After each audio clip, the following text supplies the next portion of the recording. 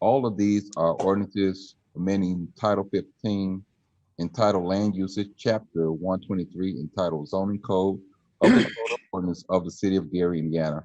Petitioner Lauren Pfefferman, 300 West Ridge Road, Gary, Indiana, 46408. Property 401 West Ridge Road, Gary, Indiana, 46408. We also have CPO 2021-09. It's the same thing. The property is at 4957 through 59 Broadway, Gary, Indiana, 46409. And also CPO 2021-10. It's the same thing to land usage. Property 6938 Ironwood, Gary, Indiana, 46403. Tonight, we have my colleagues that's on, Councilman at Large Mike Brown, Councilman at Large Gloria Slay, First District and President of the Gary Common Council, William Godwin, Second District, Cozy Weatherspoon, Third District, Mary Brown, Fourth District, Fourth District, Councilwoman Ty Atkins and Vice President of the Gary Common Council, Fifth District, Linda Barnes Caldwell, and Sixth District, Dwight Williams, Councilman. We will take these in the order that was just given. We will start with CPO 2021-08. Ms. Barrera, will you give us the overview at this time? Yes, hello everyone. Good evening. The owner petitioner is Cornerstone Auto Group. The owner of the property is Laurel Pfefferman. Just to clear that up. And the petitioner for Cornerstone Auto Group is Jasmine Bradford. I'm not sure if he's on right now. He both called me and emailed me earlier today, so I gave him the information. So hopefully he's on. The affected real estate is 401 West Ridge Road. Can you give that name again real quick, so just in case our media team can look and see if that person needs to be added to our webinar? Jasmine Bradford. Bradford. Okay, that person is not on. Okay, just want to confirm. Okay. Shall I continue? Yes, sir, please. All right. The property is owned B21, and in accordance with the municipal code, properties that are zoned B1 can be used as automotive dependent retail and service establishment with a special use permit. I will go to the bottom. This one should be a fairly simple process because the Zoom screen is in the way. There we go. The property was already used as, just like the next one, the property was already used as a automotive service establishment. And unless the property was zoned, rezoned to permit it by right, then the special use permit, when you change the ownership and the special use ceases, it reverts back to the zoning of the district, which is B21. So the next petitioner, Jasmine Bradford, is petitioning once again to use this property as automotive service establishment. So, Mr. Barrera, so you said, because I do know in the past we have done these, and normally it has been loans that has not lapsed within 1 year. It did not have to come before the city council if it's the same usage. So what you're saying, even if it changes ownership by a new person coming into that rented space, they still will have to go through the entire process all over? Right, and it's similar to what we did with 1501 East 9th, Eugene Eddy, when he came through. And the special use is the agreement is a permit that's granted between the owner, the property, and the business. So when one of those changes, then the special use ceases, and you need to reestablish a special use if you want to reuse that property in that way. So why we do not tie the owner in with these? I'm trying to stop because sometimes this slows up business inside the city. So why the owner is not tied in with these variances at the time, the special uses, so that they would not have to comply and come back through this process again? That is the prerogative of the owner if they want to go through a rezoning petition instead. And then you compare the proposed use of auto retail. No, I'm not suggesting that they do a rezoning, because I'm not anyway trying to insinuate that we want to do spot zoning throughout the entire city. What I'm asking is for a special use, why we do not tie the owner of the facility with the petitioner that's petitioned. So if the owner is renting these their facility out to, say, a used car, and the last petition that they had there did used cars, and they get another petition that comes there and say, hey, this already has the special use in place, I'm within the guidelines, can I set up, sometimes it stops the full business. That's what I'm speaking on. No, I hear you and I understand it.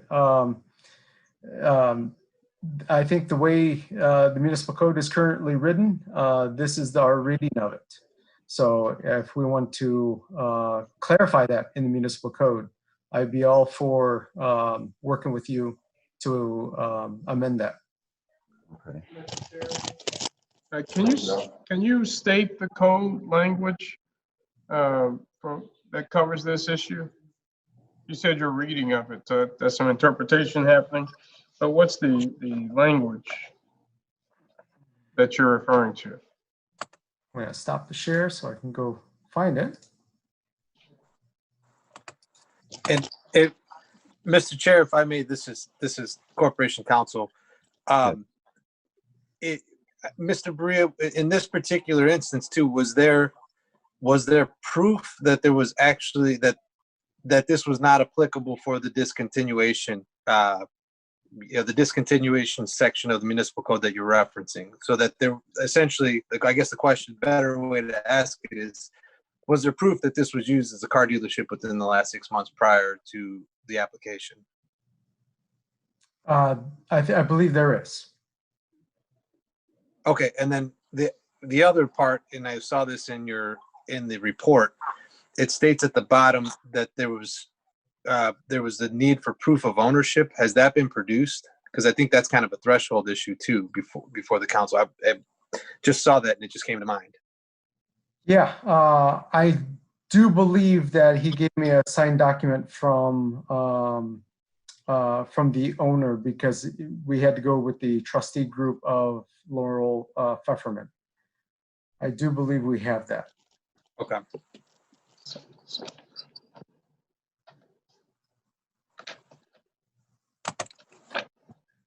Mr. Chair, while he's looking, can you hear me? Yes, I can. Go ahead, Attorney William. Yeah, your point is spot on. I served as president of the zoning board for several years, and we treated this exactly as you previously stated. If the use did not cease to exist for a year and the owner did not change, not the leasee, but the owner, that it rolled over, you didn't have to come back. So if there is some language that is conflicting, we surely didn't apply it the way it's being applied now. And I would encourage the council, and I'll get with the Corporation Council to change that, because this is very distracting to the free flow of business in the city of Gary. This business has not been able to open for several months because of this process, when it's the same owner and pre-existing use that didn't cease to exist for greater than a year. So, and I think I spoke with Mr. Berea about this previously, and he noted his concerns, and I don't necessarily disagree with his interpretation. There can be other interpretations, but to clear this up, moving forward, I would ask Corporation Council if we can get together and look at this language, because it is creating a problem. My door is always open. You know that. Councilman Godwin. So I'm just going back to Mr. Berea on the language itself. Mhm. And I didn't know if I heard it while you're looking. Did the BZA make a ruling? I probably missed, I didn't hear that. Yeah, I didn't get to that one. Let me reshare the screen. Yeah, I think go back to the top.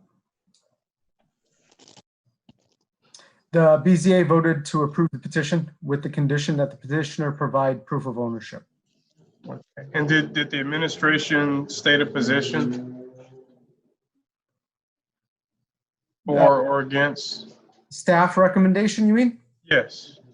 For all three of these petitions today, the staff provided the facts of each case as an objective matter without recommendation to the BZA, and BZA made a determination. So if I may, that's a departure from what I have seen in the last over a little over a year.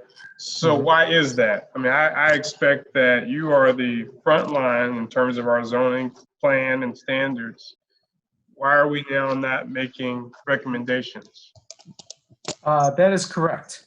According to the Indiana Planning Guide, zoning can provide a recommendation, but it's not a must.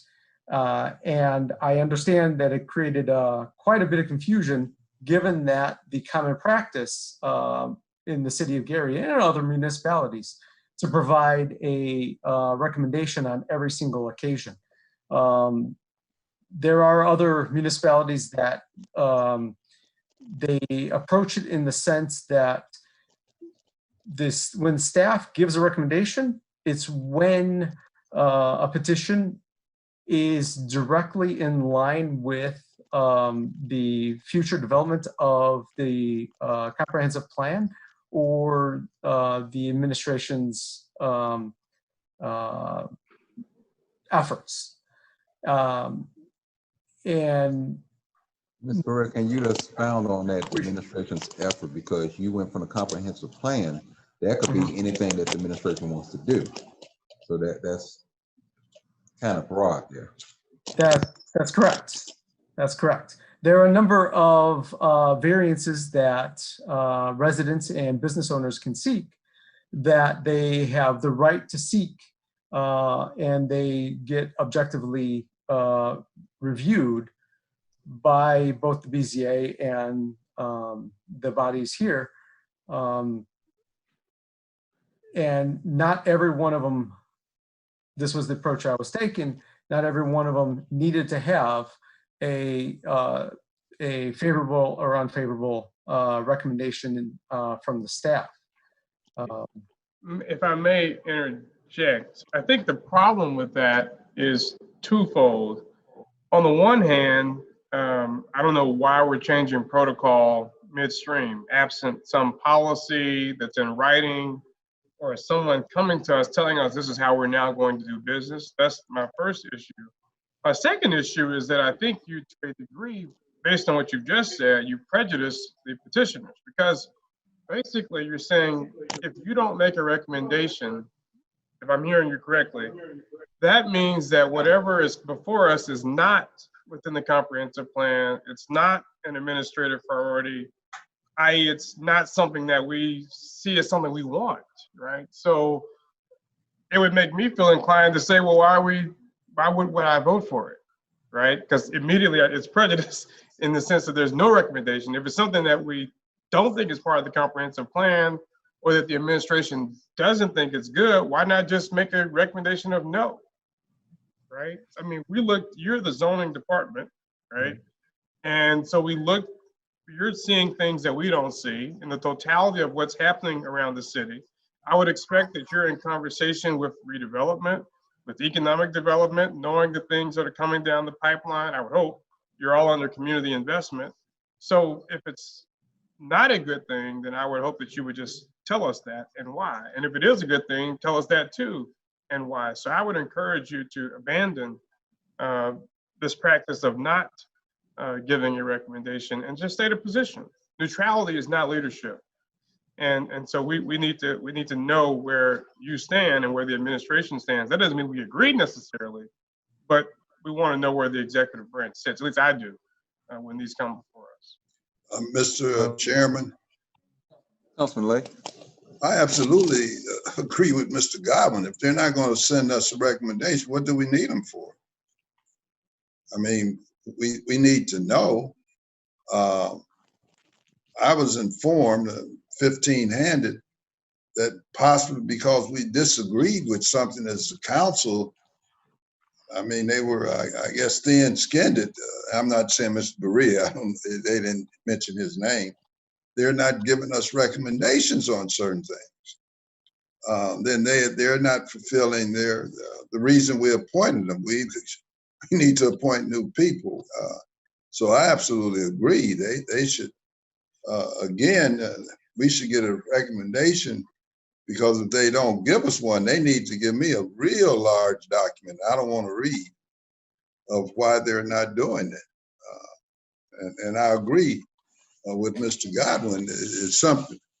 It appears that there's something wrong if there's no recommendation.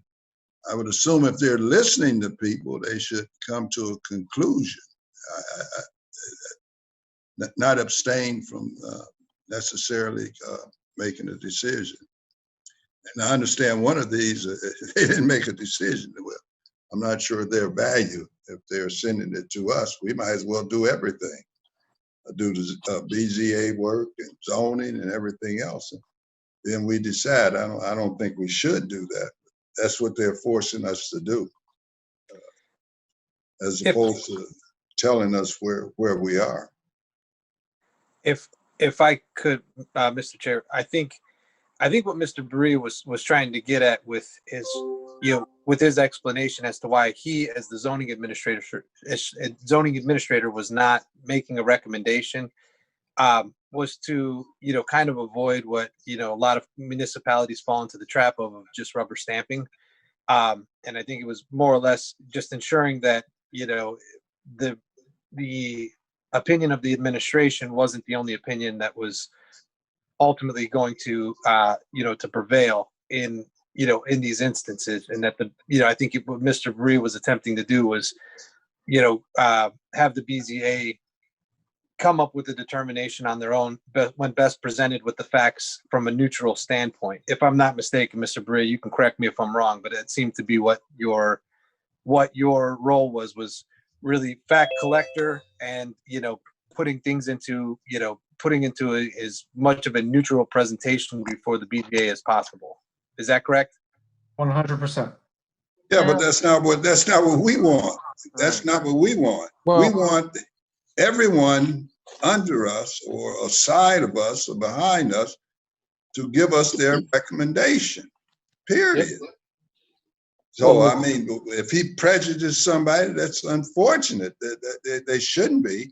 He's one person giving a recommendation, and that would be the administration. So we want that. We're not worried about whether he prejudiced someone. I agree with Mr. Godwin. If we get nothing, that really is prejudice. I mean, if it comes to us with nothing. So Mr. Chair. Mr. Chair. yes, Councilman Brown. Thank you. I have to agree with my fellow councilman.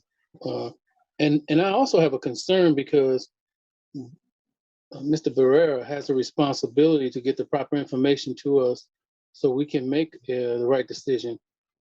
And I'm just concerned about his leadership skills. I don't feel the confidence that I'm used to when someone is presented to me. And I have some great concerns because you have businesses that need to be open, to be working, and to serve our community.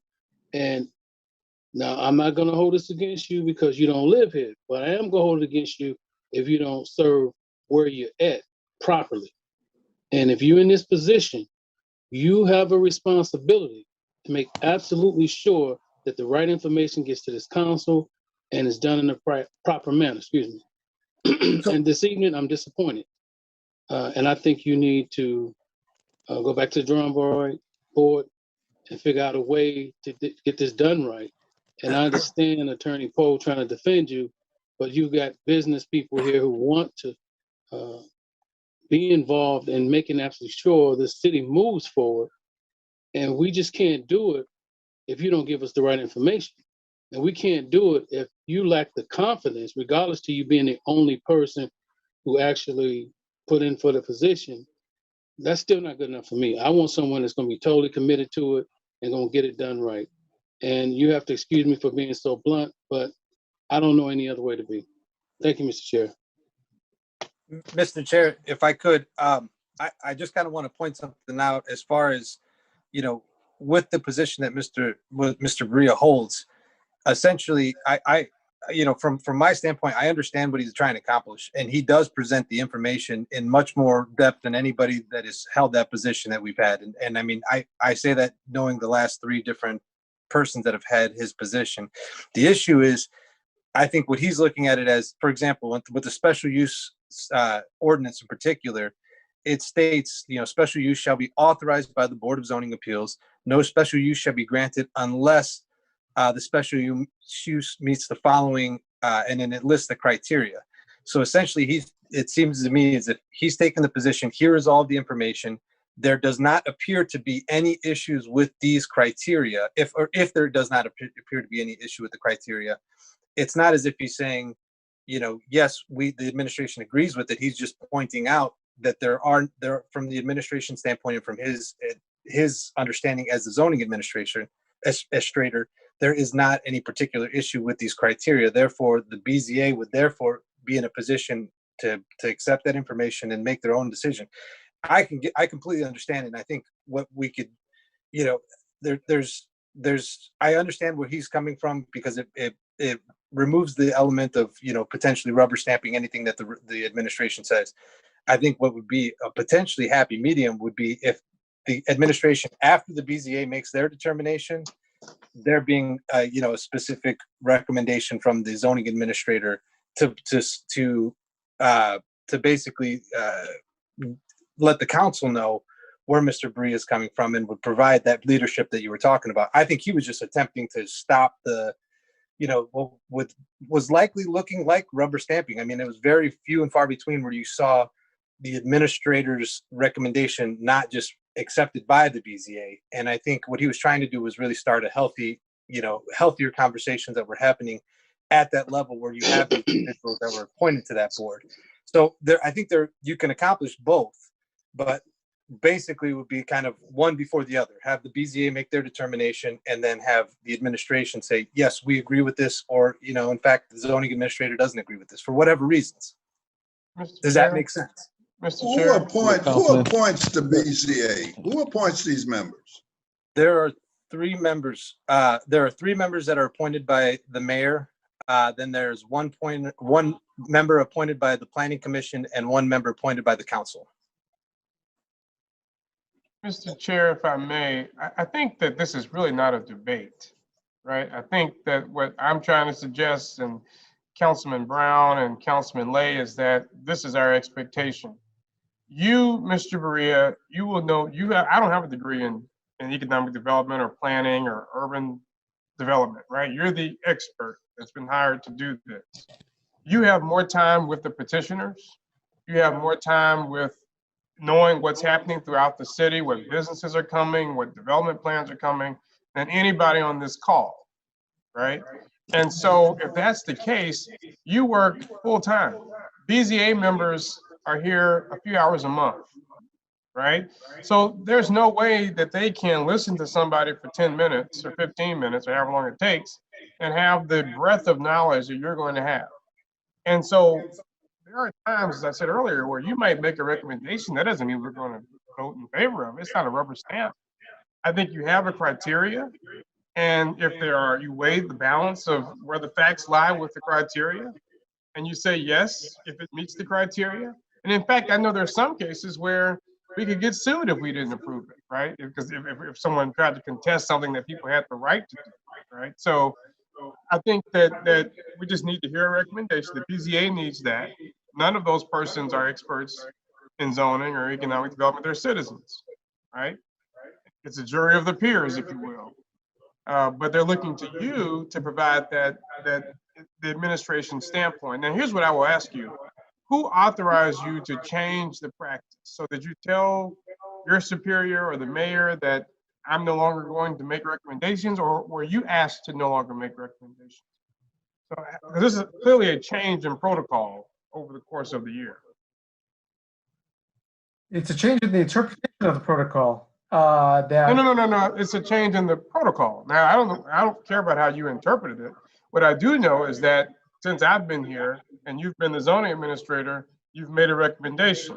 Tonight, you have not made a recommendation, all right? And you've said that you now have a new interpretation. What I'm trying to figure out is who authorized the new interpretation, and or did they tell you to have a new interpretation? So where did this come from? it was completely in my purview to make that decision on rereading and deciding where we're going to go in 2021. And you presented that to whom, that you were going to do that? I presented that to the BZA. So who do you report to? I report to community investments, but this is That's Mr. Reeves, Decision. right? Okay. This is so one- your supervisor is Mr. Reeves, correct? correct. Okay, so did you tell Mr. Reeves that you're no longer you're going to make a significant change that has merited this conversation in how we do our zoning appeals? No, this is one of the decisions that, as head of department, I'm entitled to run my department and work to make the 2021 rules and procedures for the BZA. That's my job to do. And that- So you're representing the administration, isn't that right? I mean, the administration is what's stating the position. So you're saying that on behalf of the administration, you've been given the latitude to buck, I don't know, 5, 10, I don't know how many years we've been getting recommendations prior to my being here.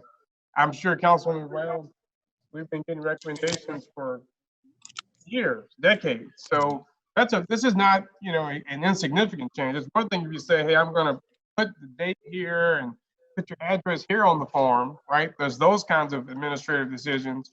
And then there's the whole process itself, right? Which is exploding presently. So I would submit to you that you should probably talk to your superiors. But I'm not so sure you're able to say what exactly happened, because I don't think what happened is as you're relaying it to us.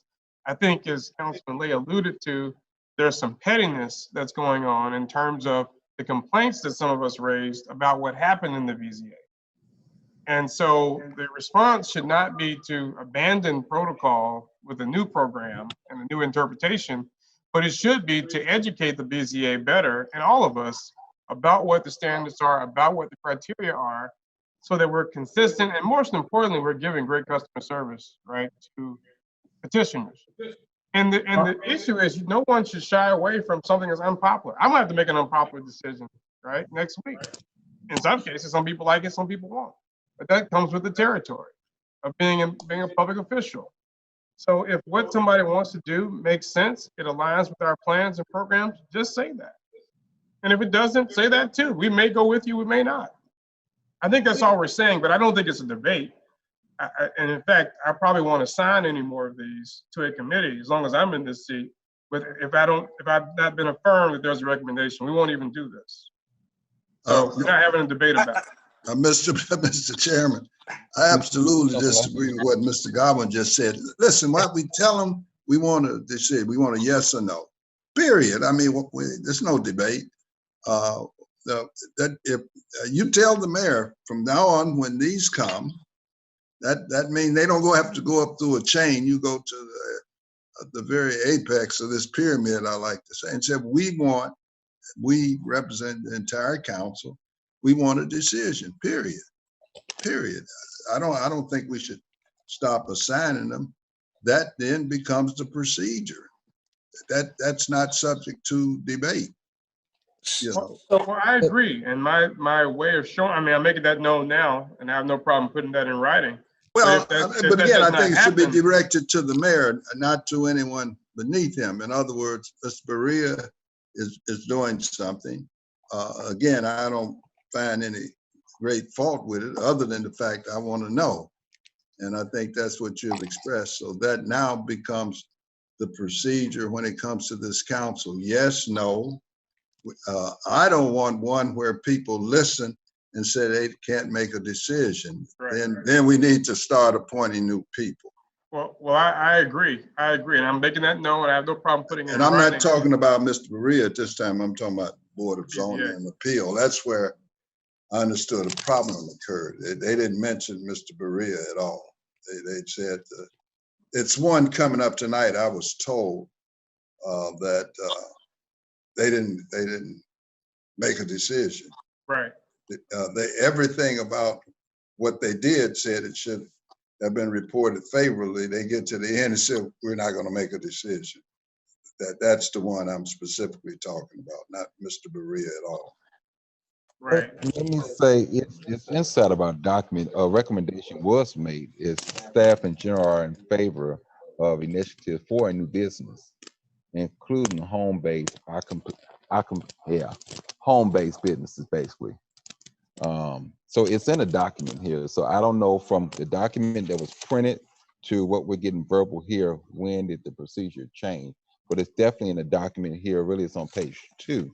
And it also goes down to the BZA voted to approve the petition with the conditions that the petitioner provide proof of ownership. So it's inside the docket. So the conversation that we have in here, I don't know what changed from what was printed to where we are at today. This was initially done February the 8th, 2021. Well, I would say, Mr. Chair, that this statement is very general, right? It's just kind of a general, staff in general are in favor of initiatives for new business. It doesn't say they're in favor of this particular business moving forward, right? So to me, I read that as a general declaration.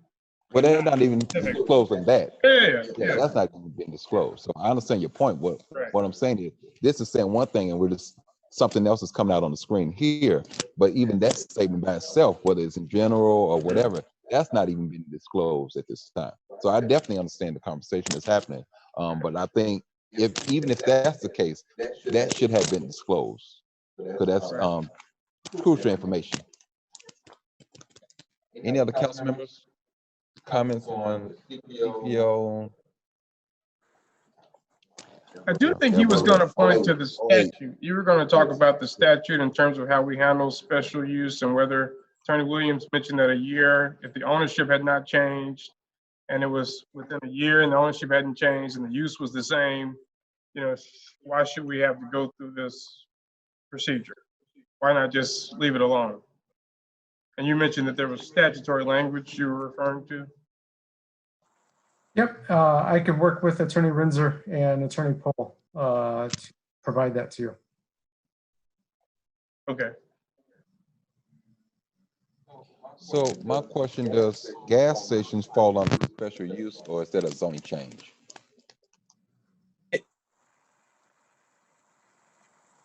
Because we see that a lot. Gas stations, one thing this year, next year there's something else. Business license change. So I'm just curious, are gas stations considered a special use, or are they zoning changes? If it is listed as, it falls under the category of automotive dependent and retail service.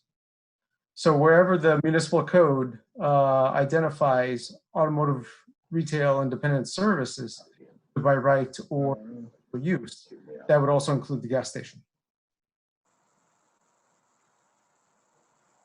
Can you hear me? I can't. I don't think you're frozen now. Yeah. So he's having some difficulties, but you're going to provide that information. Look, I don't see any problem with what is being asked for here. So I'm hoping we can resolve this next Tuesday and move on. But we do need to find out, what we're on the same page in terms of how we handle special use. So I think we can now move on to, if there's nothing else related to 09, we can go back up to 08, which is 401 West Ridge Road, an ordinance amending Title 15 entitled Land Uses, Chapter 123 entitled Zoning Code of the Code of Ordinances. Petitioner is Laurel Pfefferman, 300 West Ridge Road, Gary, Indiana, 46408. So we'll have the overview at this time. I believe this is the one that I was going over, the 401 West Ridge Road. Yeah, we just went over 08. So this is 09. I'm sorry. Well, wait a minute. And just to speak to the comments that Councilman Brewer, Okay, the staff position, this was that was in 09, right? without recommendation. It was presented as the They facts put them in all of them. decision. And in the conversation in the BZA, the staff did mention that we are in general in favor of businesses opening. So that's where that line came into the notes that were submitted for to the Common Council. Excuse me, Mr. Chair. Oh, so based on your notes, are you going to make a recommendation for these businesses? Because that's what we're accustomed to, yes or no. Are we going to get that from you guys? So given that the common practice that the city of Gary has had for obviously years, Yeah. it would make sense for me to change course and provide you what you're accustomed to. So I will put it in language of favorable, unfavorable recommendations going forward.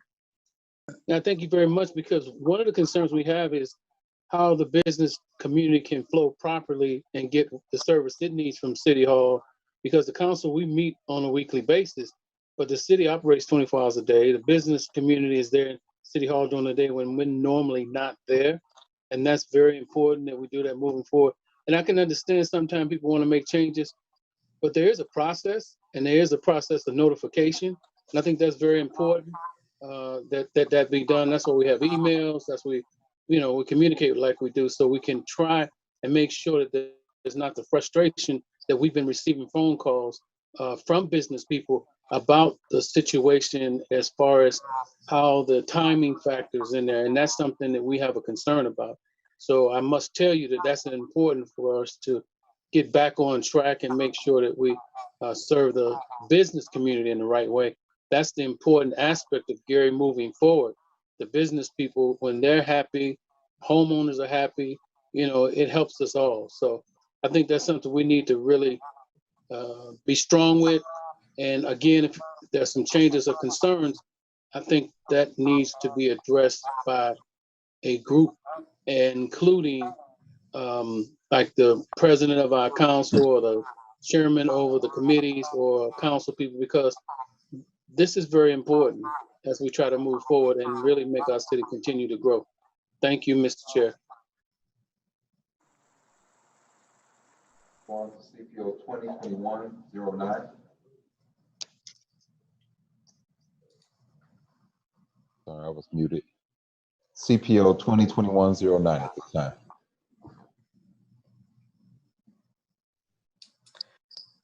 The owner petitioner is Jose Hernandez Martinez. The owner of the property is Nick Petrosky. The affected real estate is 4957 to 59 Broadway. The zoning of this property is B31, and they're looking to use this property with a new ownership in a similar fashion as it was previously used in automotive dependent service establishment. The petition. Excuse me, I hate to interrupt you, Mr. Chair. From my understanding, that is not new ownership. Am I right, Mr. Petrosky? Right, and I don't mean to interrupt your presentation.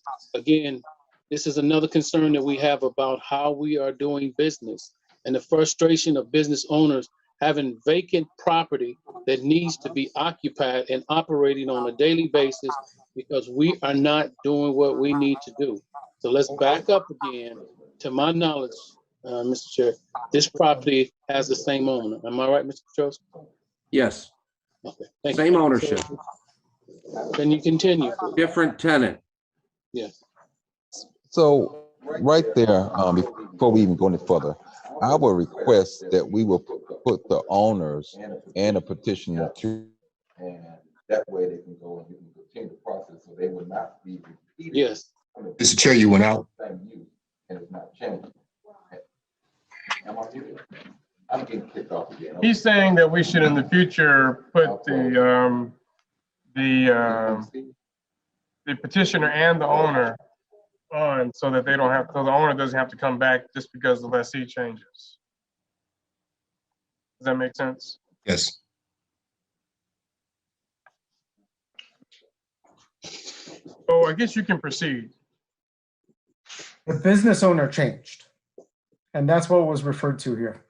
You're in 09, right? Uh-huh. Okay. I was not referring to the owner of the property. I was referring to the owner of the business changed. There were two neighboring properties that submitted feedback to the zoning department. They also participated on the Zoom call. The concerns were the upkeep of the property and the impact of that property onto their property. This again, the staff are in general in favor of new businesses and new business initiatives. And the BZA voted to approve the petition with the condition of an evaluation after 1 year. And the discussion about assigning this condition of evaluation after 1 year is to make sure that the new owner does not continue the practices that the neighbor complained about the previous owner, business owner, not property owner. And I'll show B31 consistent on the Broadway corridor with other business development. And this is the front of the store and the GIS of the parcel. That concludes the staff overview. Thank you, Mr. Berea. I see the petitioner is on. Petitioner or the owner like to add their position, and then we can take questions. Well, me as the owner of the property, as I explained at the BZA, this tenant was not being clean, was not keeping the property the way it should be. Code enforcement went to him, talked to him about cleaning it up. He wasn't following through. We were getting on his case about getting it cleaned up and not running it the way he was running it. In the meantime, he decided that he was going to leave, and he moved across the street to where Checkered Flag was. Okay. He didn't skip a beat. He moved across the street. He's open. He's running. He's doing everything he was doing across the street. We found a new tenant that's willing to get everything cleaned up, get everything the way it should be, and run it like a clean auto repair facility. And he's having to run through all these hoops and jump through everything while the other gentleman went right across the street and just opened up and is going. He didn't have to file for a new variance. He didn't have to do anything. And he's a new owner and a new tenant in the building. So that's where our concerns came. Why are we being treated this way and he's being treated that way? And we lost 3 months of being able to open. Mr. Chair, I just want to make sure I follow the parties that's involved, because I'm looking at the paperwork and it looks like Nick Petrovsky is the gentleman who just spoke, right? Yes, And he's the owner of the property, correct. but he also notarized the documents for the BZA. Well, I also have another business partner, James Strozowski, because it's under an LLC. I'm a member of the LLC. So I believe what Councilwoman Atkins' concern is that this is a document that's pretty much to do a lease of that nature for your business, and it was notarized by yourself, but not another outside party. I think is that the one that he needed to turn in to show ownership? Yes. Yes. This says the permission to conduct business. And this was signed by Jose as well as James.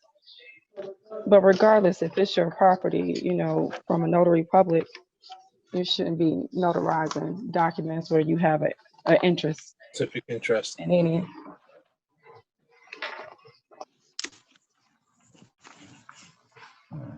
So I don't appreciate that. Well, we were known. explaining that all I was doing was notarizing Mr. Strozowski's signature, that it was him. And he's on the line also. So I will ask if this document can be removed and if we can get it re-notarized by an outside party.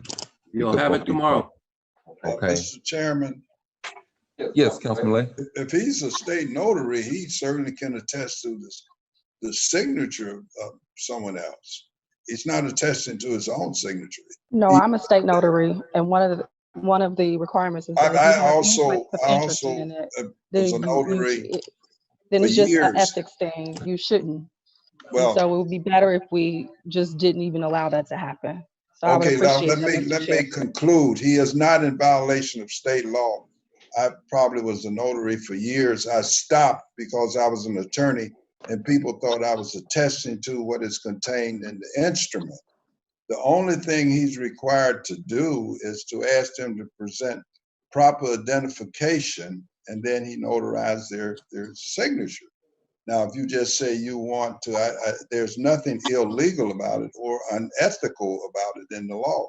If you want to make the change, I have no objection to that. That says they have to get someone else. I don't object to that, but I'm saying the way it is now, it's not illegal or unethical, because he's not attesting. And I didn't say it was illegal, but it was. No, I'm not talking. I'm sure you wouldn't make that mistake. Someone else may make that mistake. What I'm suggesting is he's not attesting to what is contained in the document, only to the signature itself. The document could be entirely incorrect because he's not required to prepare the document. But if you want to change that and make that the procedure, I have no objection to it. That's all I was saying. He can attest to any signature other than, of course, his own signature. He can't attest to that, but any other signature of a person within that corporation or the LLC, he can attest to. Well, Mr. Petrosky has already said he'll make sure we get another document before. Yeah, I understand. Yes. His has been taken care of. Is that now going to be your requirement? That a notary within a business cannot attest to another person within the business? I would say yes. I think it's a cleaner look for all of us. And I'm a notary too in the state of Indiana, and while I'm sure Mr. Petrowski has the highest order of ethics, I wouldn't do it if I had a material interest in whatever the conclusion of that document. But Mr. Godwin, you would attest to one of your employees' signature, though, a person within your corporation. I think an employee-employer relationship then is a little bit different than a lessor or lessee. So 1 minute, gentlemen, and Mr. Chair, could our attorney speak? Attorney Renzawin, could you give us some legal direction on this? Because I'm concerned in two aspects. I understand the moral and all the other issues, but I understand that, but I'm concerned about us setting precedent. Where are we at on that, Attorney Williams? I am not a notary, but I would absolutely agree with Councilwoman Atkins that there is an appearance of impropriety because he has an interest in the outcome. So my secretary, for example, is a notary. I wouldn't allow her to notarize something that was for me. So I agree that's, I'm not sure of the legality of it, but the appearance of impropriety is an issue. It should be notarized with someone with no financial interest in the outcome. Thank you, Attorney Williams. Thank you very much.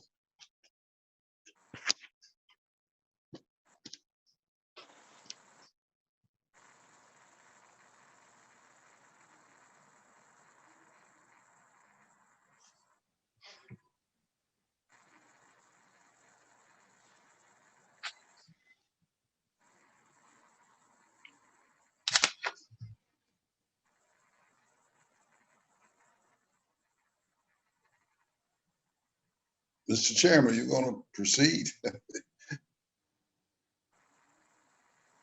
He's frozen again. Frozen. He was saying that he'll see everyone as relates to this one on the 16th, our next council meeting. So, all right. It cut you off again. Okay, so at this time, we're going to move to, I'm going to get it right this time. To TPO 2021-10, an ordinance amending land use. Petitioner is Kenesha Clark, 6938 Ironwood Avenue, Gary, Indiana, 46403. Overview at this time, Mr. Berea. Thank you very much. Sharing the screen. Let me get that petition up. And We should try something different.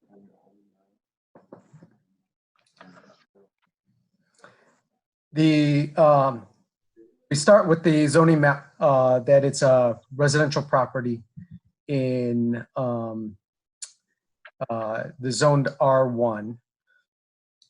Oh, that's right. This was heard by the Board of Zoning Appeals in 2 meetings. One, it was deferred, seeking additional information. The application for a special permit, the owner and petitioner is the same, Kenesha Wiggins Clark. The affected real estate is 6938 Ironwood Avenue. In accordance with municipal code, on an R1 property, she can seek a special use permit to establish a residential care home. Her particular petition is to request a non-medical residential care home for 3 to 5 seniors and or military veterans. The first, she of course met all the posting and neighbor notification requirements. When the petition was heard at the January 11th BZA meeting, there were a number of listeners who came on, who came and notified the zoning department literally the day before, which is why it got deferred for future, for additional gathering of information. And all of the comments received by the zoning department and the comments made in that BZA meeting can be categorized into 3 basic categories. One is the potential effect upon the property values of neighbors.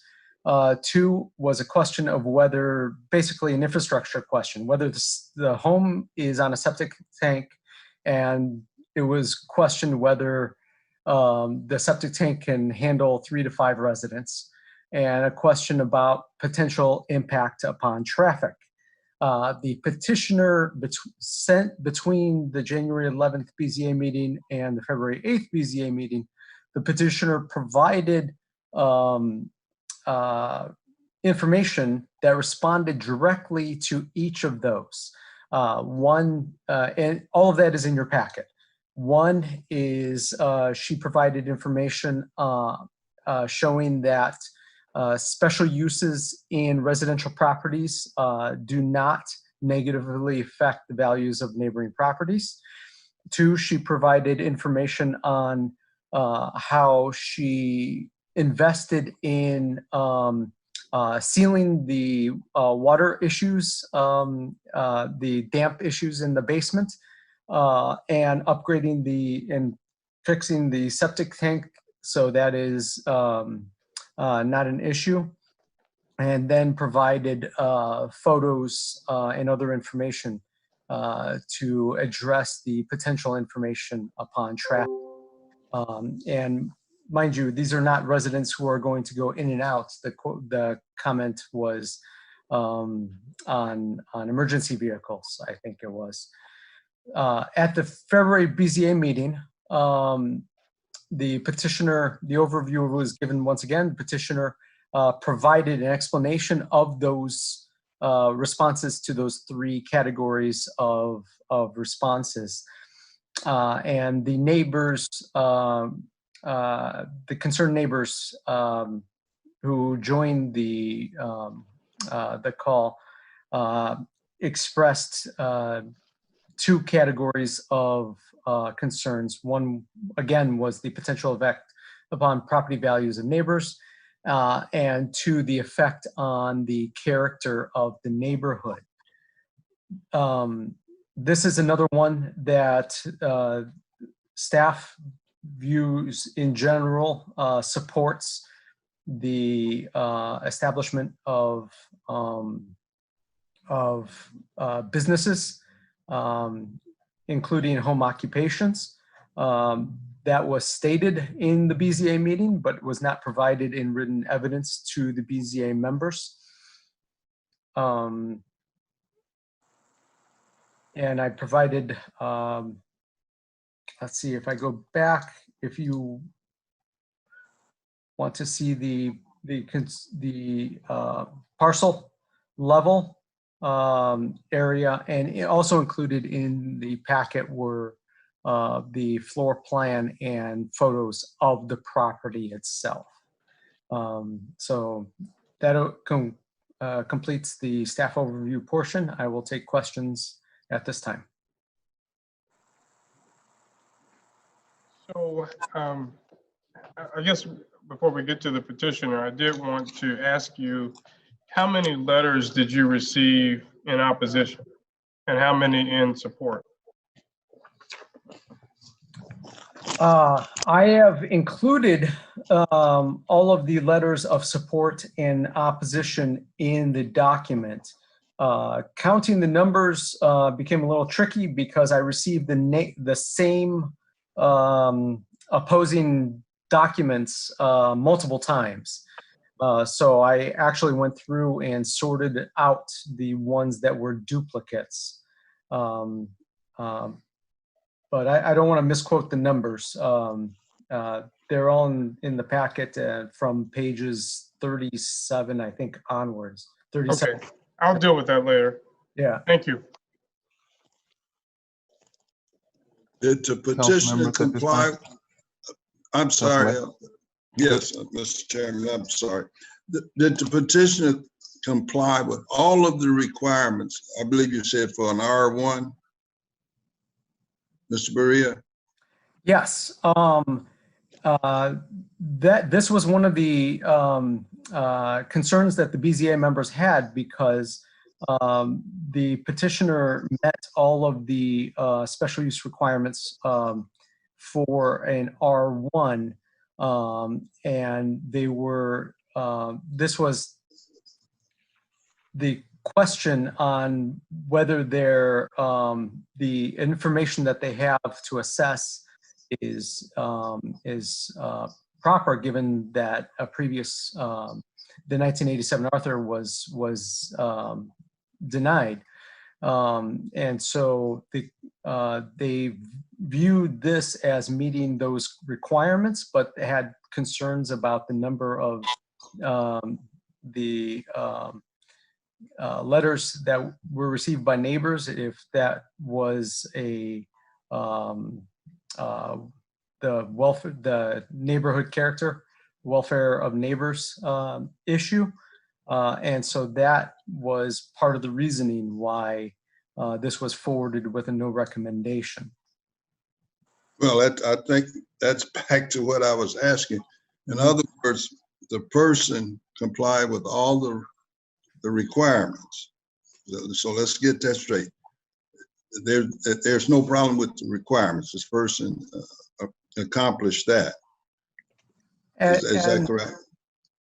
Yeah, and as compared to all of the other petitions we've had elsewhere in the city, we are applying these interpretations consistently. Okay. Now, as I understand it, and again, help me here, this is purely a veterans home, right?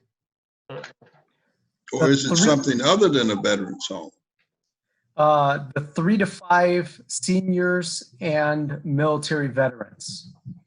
Right, so it's, I think the petitioner's online. She can speak to how many of those seniors will be veterans, but that is the target audience. It's seniors.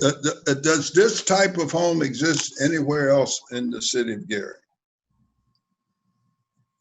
Currently? We do have senior care homes on residential properties elsewhere in the city. That is correct. So I've renewed some of those. Yes, I've renewed their business licenses just this past 2 months. So I've seen a couple. I'm glad you mentioned that. I got to find out how I get a business license. I know I'm going to have to pay a penalty. I'm not worried about that. Well, come see me. Yeah. Oh, okay. I wasn't sure.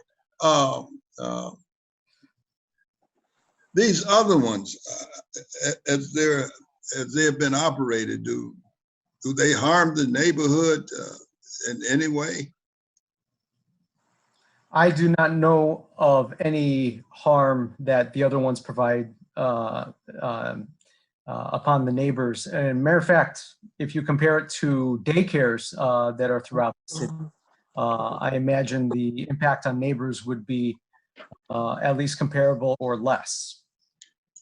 This specific home, it seems that Ironwood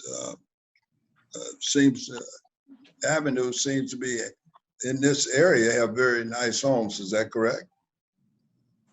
I cannot speak to that. I can. It does. That's what. Yeah, I know it does. I thought it was called Ironwood Circle too, but maybe I'm wrong about that. As opposed to Avenue. So this is a fairly well-established home. So it's already there. This property wouldn't decrease the value of other homes, would it? It's there. I mean, it certainly. I guess at some point, the presence of African Americans or blacks, you would say, decreased the value of the home, their presence, which had nothing to do with the physical property itself. So that property is already there. So the value of the home across from it or next to it is not diminished at this point. And to move people in, it wouldn't cause, and again, I'm like Mr. Godwin, certain degrees I don't have, it wouldn't diminish the value of that property, would it?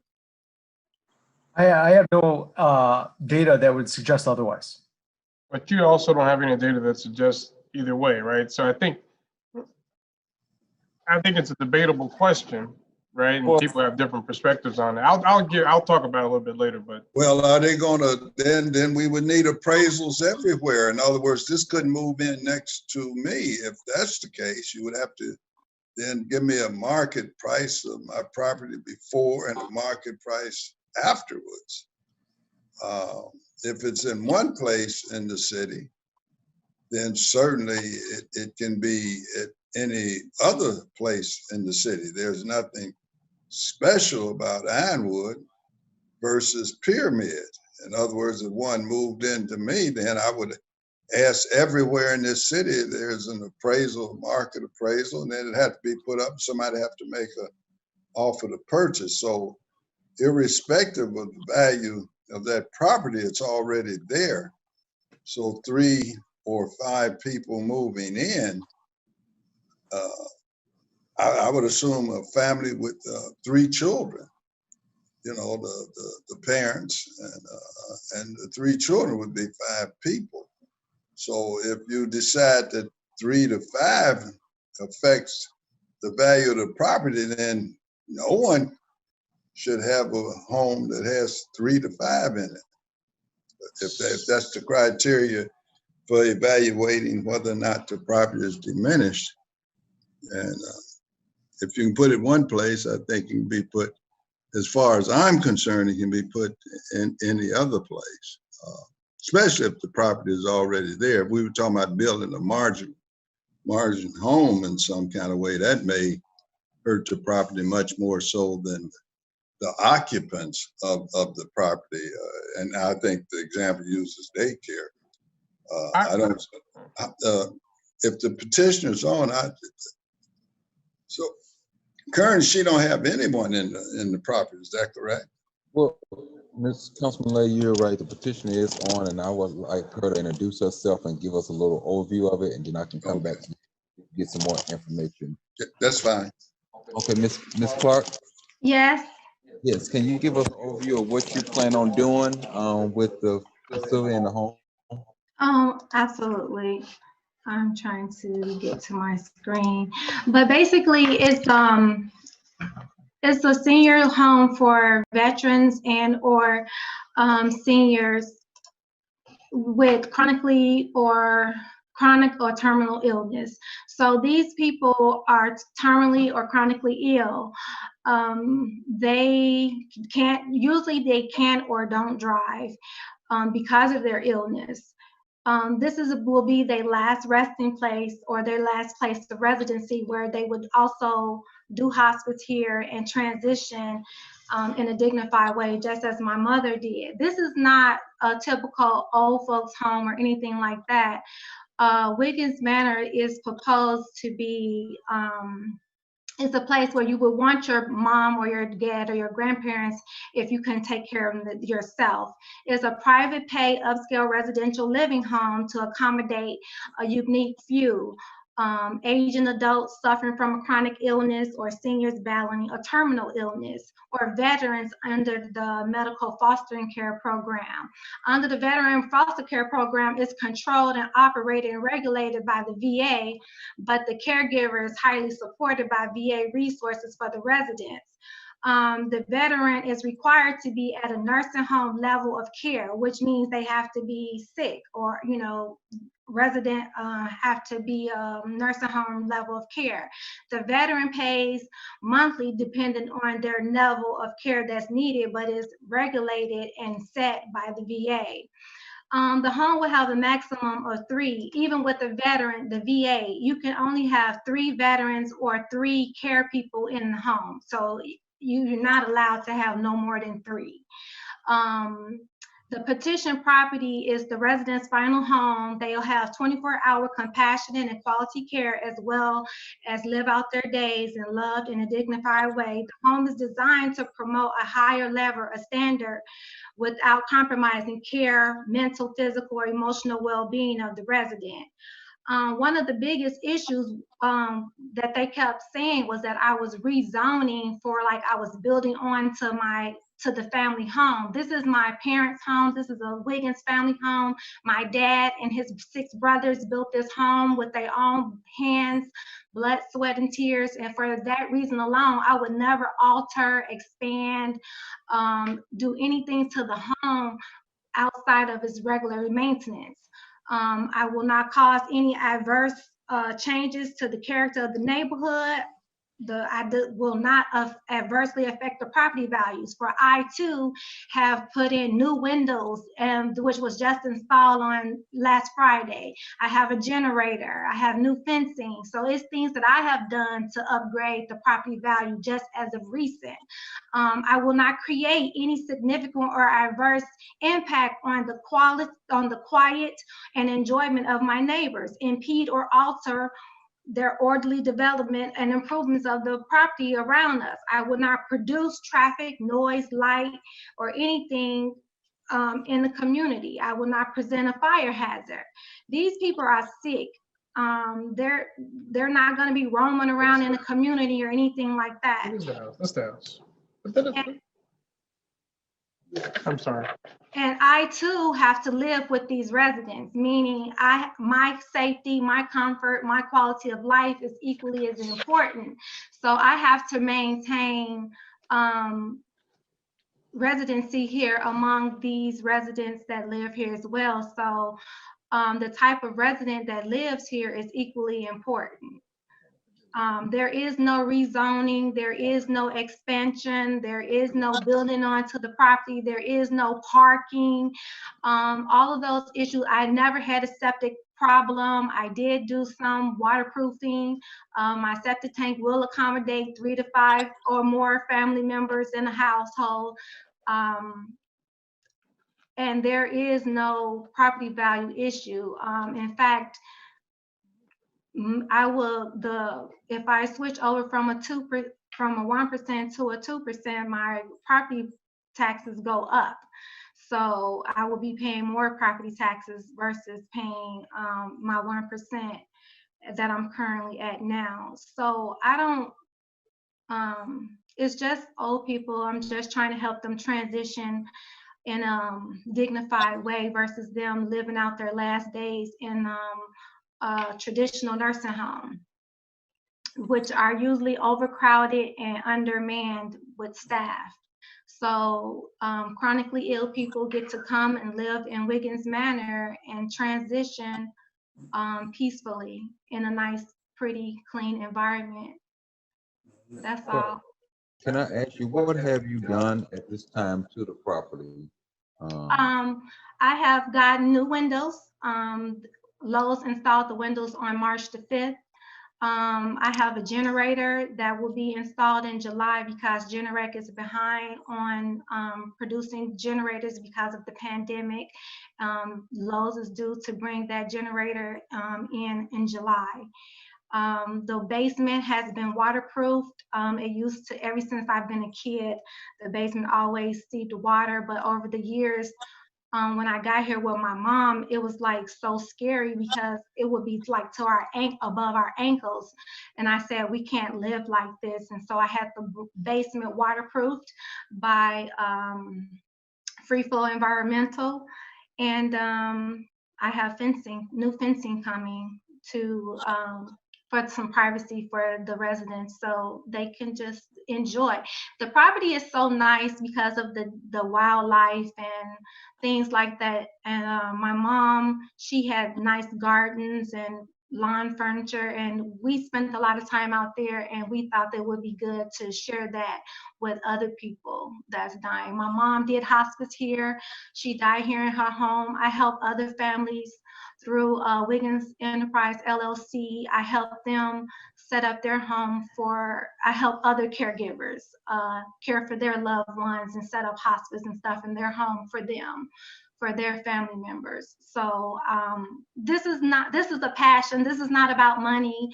I've been told to sell the house and take that somewhere else and things of that nature, but this is not a money thing. I can make money. I have degrees. I've worked for Fortune 500 companies in Southern California for over 20 years. So this is not a money thing. This is a passion. This is leaving a legacy of my family, and to preserve the family home. I don't want to leave my mom and my dad's house vacant because I'm not going to sell it. So they can stop sending the investors calling me and sending me letters because this property is not for sale. Well, Ms. Clark, let me just commend you to be a caregiver and to want to look out for other people, elderly, as they get older. And, you know, one day we all going to get to that point where we may not be able to take care of ourselves and need someone of your caliber that will step up and say, hey, you have a different alternative, you know, to the family. You don't have to go into a home where you're not familiar. I just have to commend you on that. One question I do want to ask with the renovations and things that you started doing to the property, when did you engage the city on what you wanted to do before all the renovations and everything started taking place? Well, I've been doing the renovations were really not renovations. The waterproofing was done in 2019 before my mom passed away, the basement waterproofing. The windows has always been a great need, but my mom, she said if it wasn't raining in here that we didn't need windows. But me being the type of person that I am, I felt that coming from California, it was about energy efficiency and things of that nature. And I felt that the windows needed to be replaced, that was something that needed to be done. The house is over 40 years old and the windows were well overdue to be replaced. So when I had the time as well as the finances, I replaced the windows. And I think that's what had triggered this rebuild thing, because I had a building permit on, a building permit with the city. And so I guess people assumed that I was building or expanding, but it was just for windows. The generator aspect, we always wanted the generator, but before my mom, it was just something that we had looked into because in Miller, the lights go out frequently. But we never fell through on it because it was so expensive. But with Lowe's, they was able to give me a veteran's discount because my husband is also, my husband and my daughter are disabled veterans. My husband is 100% disabled veteran. My daughter is an 80% disabled veteran. And I have a 22-year-old daughter that is serving her 5th year in the Navy on the USJ Durham. So, I was able to get the generator at a very good price through Lowe's. So that's why I went ahead and got the generator, because you don't want sick people without power. Ms. Clark, how many people did you say were going to reside in the house? 3. I can only have 3 people with me, and I have 2 bedrooms, and I have shown pictures where I have converted the bedrooms. They all have adjustable beds, and they're like hospital beds, but they're not. They're adjustable. They all have all the amenities and more that you would have in a basic bedroom. Okay. Ms. Clark, Yes. so is this more custodial care or is it hospice? No, it's not hospice. Well, Custodial? Yes. Well, when you say custodial, do you mean like guardianship or something? No, I mean like long-term care. Yes, long-term care. Yes. But eventually, this should be their last place of residency. With the VA, they don't like for their people to keep going from home to home. So you get to screen. They get to screen you and you get to screen them, and then they can pick you and you can pick them. So eventually this is their last place, and veterans do die in their foster homes, in their residential So the VA will provide the hospice care if necessary? Yes. Like my hospice came here to my mom. I set my mom up here for hospice, and they came here. They just told me what I needed to do, and they came 3 times a week, and the aide came, I think, twice a week. But I did everything else. Okay. Mr. Chair. Councilman Godwin.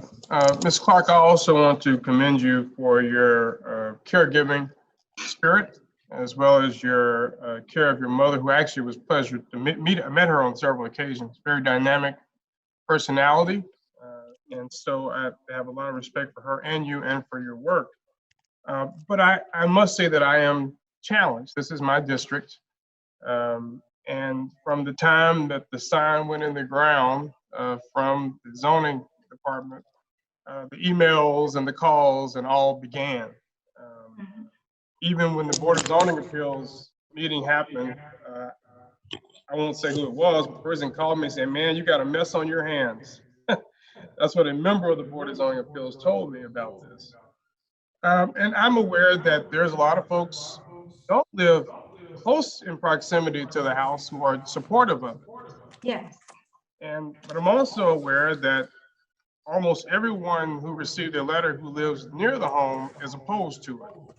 Well, there were a couple residents on my Facebook post because someone posted it on the Miller Beach group. So that gave me a platform because I never would have addressed it on Facebook, but someone posted it in the Miller Beach Facebook group, which gave me the platform to reintroduce myself and introduce what I was doing, because it was a lot of hearsay. It was a lot of nobody actually really knew what was going on. So I used that opportunity to state what exactly that I was doing and what my goal was. And I did have quite a few people that supported what I was doing in the community. Unfortunately, and I do have some that said that they were my neighbors that I did not know. So when the BZA asked me did I have anyone on my block that was in support of me, I said, no, I didn't know. I said no. But when on that post, it was several of my neighbors that says, I'm your neighbor, we support you. And there was a few of them on that post. And I don't know any of those people on that post on Miller Beach, but I had a wide range of supporters from the community that support this idea. Well, let me say this. I also follow the Facebook, and you know, the first district is large, Miller is large. There's a lot of different areas within the neighborhood. And I just want to make a few quick points, and then I will have nothing else to say. Number one, the Board of Zoning Appeals must always make a decision. And I'm going to direct that to you, Mr. Berea, that they got to decide, you know, even if it's contentious, even if it's unpopular. Secondly, I think that a lot of the folks in that general area, as you go back down Montgomery toward the Marquette Trail, have a lot of complaints about the Crisis Center. Crisis Center was originally a church. It ended up becoming Crisis Center, and I still get complaints regularly about that. People are still mad that it ever happened. I realize this is not something that could necessarily become that, but I think there's a lot of what we call availability bias, right? People who are familiar with something that happened, a change in the character of a property in the area, and they still resent it. And I think that is what causes a lot of the concerns. It is a very stable area in the city. The property values are, I can kind of speak to that, are very high as a single family residential area, probably some of the highest density for single family homes in terms of the value in the city, period. And so I think that's also some of the fears and concerns about, will the character of the neighborhood change by the use changing? I do want to call out some of these particular locations. I have never in my time here seen so many letters come in on a property. I think at best we might get 2 or 3, Mr. Berea. But when I go through this, I have, you know, 6939 Ironwood opposed, and with a letter to accompany it. I have 6720 Ironwood opposed, 6724 Ironwood opposed. I have 6839 Ironwood, as they're describing the address, whoever Louis E. Washington is, says they're opposed. Martha Titus, who I know at 6908 Ironwood is opposed. 7120 Ironwood opposed. 7111 Ironwood opposed. 6908 Ironwood opposed.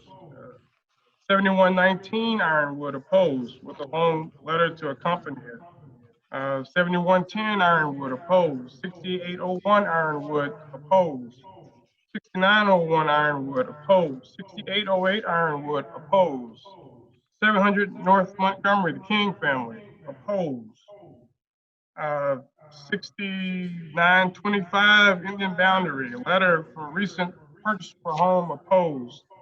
So for me, I understand the general support, but I cannot, as the representative of the area, totally ignore what the neighbors who are in immediate proximity of the home have said about it. And they followed our protocol. They didn't just show up on the committee meeting, you know, bantering, but they actually responded to the letters that came in. Now, here's what I would like to do. I would like, because I don't think what you're trying to do is a bad thing, but I also believe in representative democracy. It's a very diverse group of people. It's not, you know, one particular race that's opposing. It's a cross section of diverse folks long-term homeowners, recent homeowners who wanted to maintain a single-family residential home without a special use, and I just cannot ignore that. It's not even 50-50. So what I would like to see happen is for, if there's confusion about what you're seeking to do, or a way in which we can have a public meeting, because it would need to be public, where there's a discussion between these folks who've opposed and yourself, and to see if a happy medium can be found. Again, I've only been here for a little over a year. I've never seen this many letters in favor or opposed for anything that we voted on. So I can't support it as is, given that I'm a representative of the district. And if the immediate neighbors have said this is what they've written in, I can't ignore it. But I'd be happy to entertain a public conversation between two of you if some of them are willing to change their position. But I'm just one vote, and as it stands, I cannot support it, not because I don't support you or don't believe you're capable to do a great job. It's just, how can I ignore what the neighbors are saying? Well, may I make a comment on that? It was a handful that went from neighbor to neighbor saying that I was building a facility. Mm-hmm. They went from door to door soliciting that I was building a facility and that I was expanding onto my home. Even in Ms. Titus' letter, she said a variance. Even the Kings, they said this is not a place for that. This is a residential community, as if I was building. So a lot of this opposition is because of a few went from neighbor to neighbor saying that I was expanding and building more into the property. And Mr. Boyer, if you would agree that that's what they kept calling in, saying that I was expanding, that I was making parking lots and all of that kind of stuff, but none of that is true. Even in Ms. Titus' letter that she sent, it states that a variance. That I was, as if I was expanding, and it was going to affect her. I'm not expanding. This is a residential home and it will remain a residential home. It's nothing that I'm doing. I'm not expanding anything. I have ample parking. I have a whole black tarmac in the front of my home, way more parking than has ever been needed for this home. I have a whole driveway and a 2-car garage, way more parking than is required for what I am trying to do. So a lot of the opposition came in from a handful of neighbors going door to door telling other neighbors that I am building and expanding, and it's a variance versus a special use. So let me say this. I think that I'm looking at I know Ms. Titus. I think she's a realtor too, so she's certainly familiar with the terms. I don't see where she's saying you're building a facility. Well, she's just saying that you're petitioning for a change in use, right? Or an expansion of the allowable uses. I'm expanding, but I'm not expanding. No, not a physical expansion. I mean, a use differential from a single family, from the typical R1 zoning. But I mean, here's the deal. What I think that what I would recommend is that these are your neighbors, you live at the property, that you have a conversation with them. You have a copy of all the letters. And if there are folks who said they opposed because of misinformation, then I would encourage them to write me saying that they no longer oppose it based on what you have informed them. And that makes sure we're all on the same page with it. Again, it's not personal. It's just I have never in my career seen this many opposition letters that are officially done according to our process. I've seen people get on calls and complain, but they haven't written the letter. So I cannot ignore what is in writing, but I think that you should talk to your neighbors to see if they might be willing to change their position. I also think the BZA should actually do its job and make a decision as well. Mr. Chairman. Well, Councilman Lay, before I go to Mr. Roy. Yeah, the only thing in terms of what Mr. Godwin has said, I agree with, is the BZA should do its job. Again, you will find that the voices sometimes do not speak. What you have certainly, if what they have done is went down the street or however, and said all of these things are wrong. We already have, they're saying they're opposed. I'm sure they just didn't use the word opposed. I'm sure they were very specific as to why they oppose it. So we don't need additional letters. What has already been turned over to the BZA should be certainly provided to council at this point. They have to state what they're opposed, unless we now have a little note, say I'm opposed, and that's it. I Yeah, saw but some of all those. you cited, Mr. Gottman, was addresses. So each address should have opposed. I assume we're not talking Yeah. about a petition where somebody went down. No. This is individual. I have, it's one For after instance, another. tell me why 6908 opposed. Tell me their specific reason. So what I'm saying is that there's a form that these people will receive, that they've received. They I didn't understand, ask Mr. them Godwin. why. Now listen to what my question is. Right. I can't tell you why, you're- nor can I say that somebody went door to door. I have no proof of that. Okay, no, forget the door to door. Forget the door to door. Right. On what you're looking at, like you say, you don't mind offending So me. I'll read one to you. I have a few of them here. 6908. 6908, they didn't include a comment on theirs.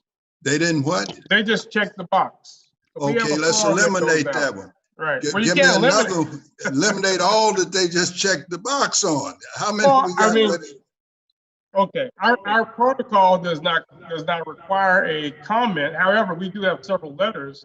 Now, we might be here for a while because some of these are long letters. No, once you give me one, just give me But one. it's in your packet. I don't necessarily, I don't have a problem reading it. Mr. Godwin, I don't have a legislative aid as you have at this point. So I don't have a package now. And again, I think, all I want. Mr. Godwin, I think what you're saying is probably the better thing to do is to get them together, get Ms. Clark together with her neighbors and try and see if they can talk this out or talk this through. It doesn't sound like it's a bad thing. It really doesn't. But, I don't know. I don't know how I would feel, but I just think that might be the better thing to do is to get them all together if you can. If you can. I'm not in agreement with this, but one council person, it's 9 here. So that's 8 of us left. In other words, I'll be clear, when I find people unable to sometimes address their condition, I certainly will assist them. In this case, I would say the Miller area, MCC, I suspect there's one common thing about all of these people at these various addresses. They're in MCC, an organization out there. So if they set it up next to me, we just barely have a block club. We're trying to get something for the block club. We don't have that. So I tend to defend the voiceless. Again, if we're going to put the veteran homes, if they're anywhere, they can be there, period. My family stays in Miller. They don't have a $250,000 home, but it certainly is a 6-figure home. And so therefore, I do not believe the property value on that home will decrease. In other words, when you mention, I believe you mentioned King, that's the former mayor. He's over on Montgomery. So I'm not sure how a home, this home sitting in Ironwood that has not been changed, the physical structure reduces the property value over on Montgomery. He's across the street. Montgomery intersects with Ironwood. He's on. Yeah, the corner. but he's still he's still across. I don't know how close. I don't know how close it is. I could throw a football. Okay, you can throw a football, but I'm familiar with his home too. Again, I just have a problem when all of a sudden that if something next to me is a high rise, I think more. I think it houses women. I'm not sure. No one asked me, was it decreasing the value of my property, which I'm sure it may be increasing it rather than decreasing it. I don't know. But the mere fact you have a lot of people means that they're just simply better organized. What they're now alleging may not necessarily be the truth either. Well, Let me, And let you me could say- tell us if a home has been sold out there in the last 5 years, you know. oh, there's been sales in the last 6 No, months. no, I'm talking about among these homes that you're mentioning. Oh, there's one letter that speaks to that. Again, I mean, all I'm What saying happens, is, but what happens if they don't agree, Mr. Godwin? I guess that's my only. if they don't, so here's my general rule of thumb is this, is that in a zoning matter of this kind, right? I'm the district representative. I don't have the pleasure of being at large, but I'm Well, the I one that need gets in the their tug of war. votes too. I need their votes too, Mr. Godwin. So they call me, right? So Yeah, it is my prerogative is this. Most of the issues that come before us, either nobody opposed, 1 or 2 people opposed. There tends to be little density on a lot of the areas that we get, right? The blocks are not full. A lot of vacancies, a lot of abandoned homes, etc. In this particular situation, I have pretty much everyone is a homeowner. They've been there a long time. They're very engaged. And so for me to be their representative and take a vote that goes directly against whatever their understanding is, I've never gotten this many letters before, is what I'm saying. So I can't ignore that numerical fact. Now, why they did it, who talked to who, what their understanding was, I'm sure it comes from a lot of different perspectives. Most people, I would assume, if they live in a single family, and we hear it on the daycares too, right? People want single family homes next to them for a lot of different reasons. They want the character of the neighborhood to remain the same as what it was when they bought the property. I do think, as I said earlier, that while the crisis center is a whole other animal, a lot of that fear and concern stems from that because it's just down the street. Many of them resent the fact that that ever opened. Now, this is not the crisis center, you know, on the scale of that, but I can't ignore the concern is all that I'm saying. So if the majority of the residents who live in close proximity, those who actually receive notices, are against it, then I can't vote for it, is what I'm saying. But the petitioner, I think, has an opportunity to go to them and to explain what it is that she's doing for herself, not hearsay or who did what. And if, you know, a majority of them are able to come on board, then I would obviously support it. Mr. Chair, Mr. Chair. Oh, Yes, sorry. Attorney Poe. I'll defer this to the Councilman Lay first. Just a couple of questions. If I drove by her property, would I be able to distinguish her property other than, you know, it may be painted differently from the rest of the houses on Ironwood? It's a beautiful property. Well, so it don't look any different. No, I don't think that's the. No, I'm just asking the question. Yeah, And no, so moving 3 people in the home does not make it look any different. So no, a daycare doesn't look different either, right? But people complain. I think it's a substantial difference between the daycare centers and what Ms. Clark is talking about. But in terms of the look is not necessarily different than any other single family. No, home. it probably looked like the rest of the homes in the neighborhood. Yeah, no, I don't disagree with that. But here, the property she has does not differ in terms of the physical plan itself than anything else in the neighborhood. Again, if a comparables was being done, I do not believe they come in the neighborhood and say if it's 3 to 5 people there, we now therefore the value of the other properties have been diminished. That's all I'm getting at. I think we would be in the same position that I believe we're going to end up anyway, that once they have the meeting, and I agree with you and I agree with Councilwoman Brown, let's have the meeting. But if we're getting close, if it can't go there, maybe we should consider an ordinance where they can't be in this city, period. Yeah. That's where we're going. If it can't be in Miller, where in the 1st district, then I'm not sure why they can be in the 4th, the 2nd, the 3rd, the 6th. I would hope that we wouldn't do that. In other words, if you take a look at, the Miller area where you are, they wanted to annex from Gary. They call themselves the Miller Beach, as opposed to Gary, Indiana. I mean,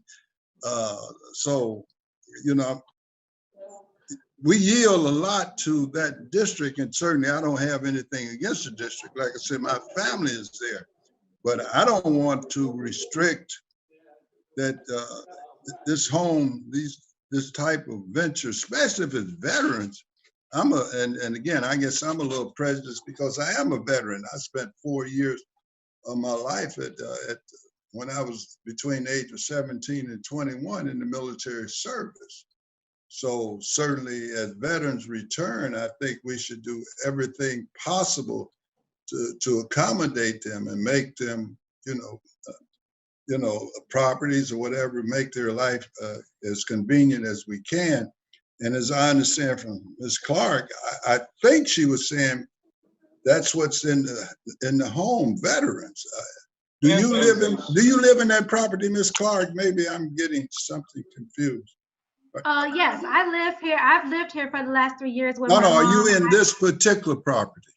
Oh yes, I'm here. This is where my mom lived. I've been here. I'm here by myself. I've been here by myself since she's passed away.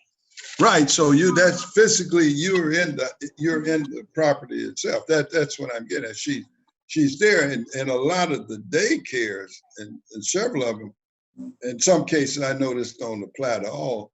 The individuals are not the ones that I have become involved with since I've been here. They're not inside of the property themselves. They operate 12 hours a day, where this operates 24 hours a day. People are there, and they're a very specific class of individuals, certainly our veterans. So, I must admit I am somewhat prejudiced toward that because they have served, this city and this country. And whenever we can accommodate them, I would hope that we do so. And that meant inside of the city of Gary, because there are several other things here that people constantly object to because we have a lot of them. And I don't think we will ever have as many homes for the veterans as we have daycare centers.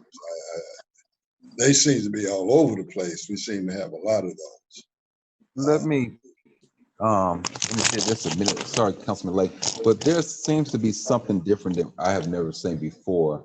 I keep hearing about a sign that was put there, and I received several calls about a sign, and people was alarmed with this sign that they read in the yard.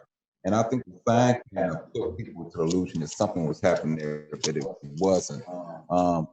When did this practice come in place, Ms. Pereira, where we put out signage inside the yards for a special use permit being presented? I've never seen a sign being presented in any property. January 2021. So it's a sign outside of the building. I'm not sure. No, it was a sign from the BZA that was posted in the yard of the petitioner. And what I'm saying is I have never seen that done before on any other inside the city. And why was this petitioner only one that the sign was put in place? So it goes back to what we talked about earlier. We're changing the process of how things are done, and we're not aware of the process being changed.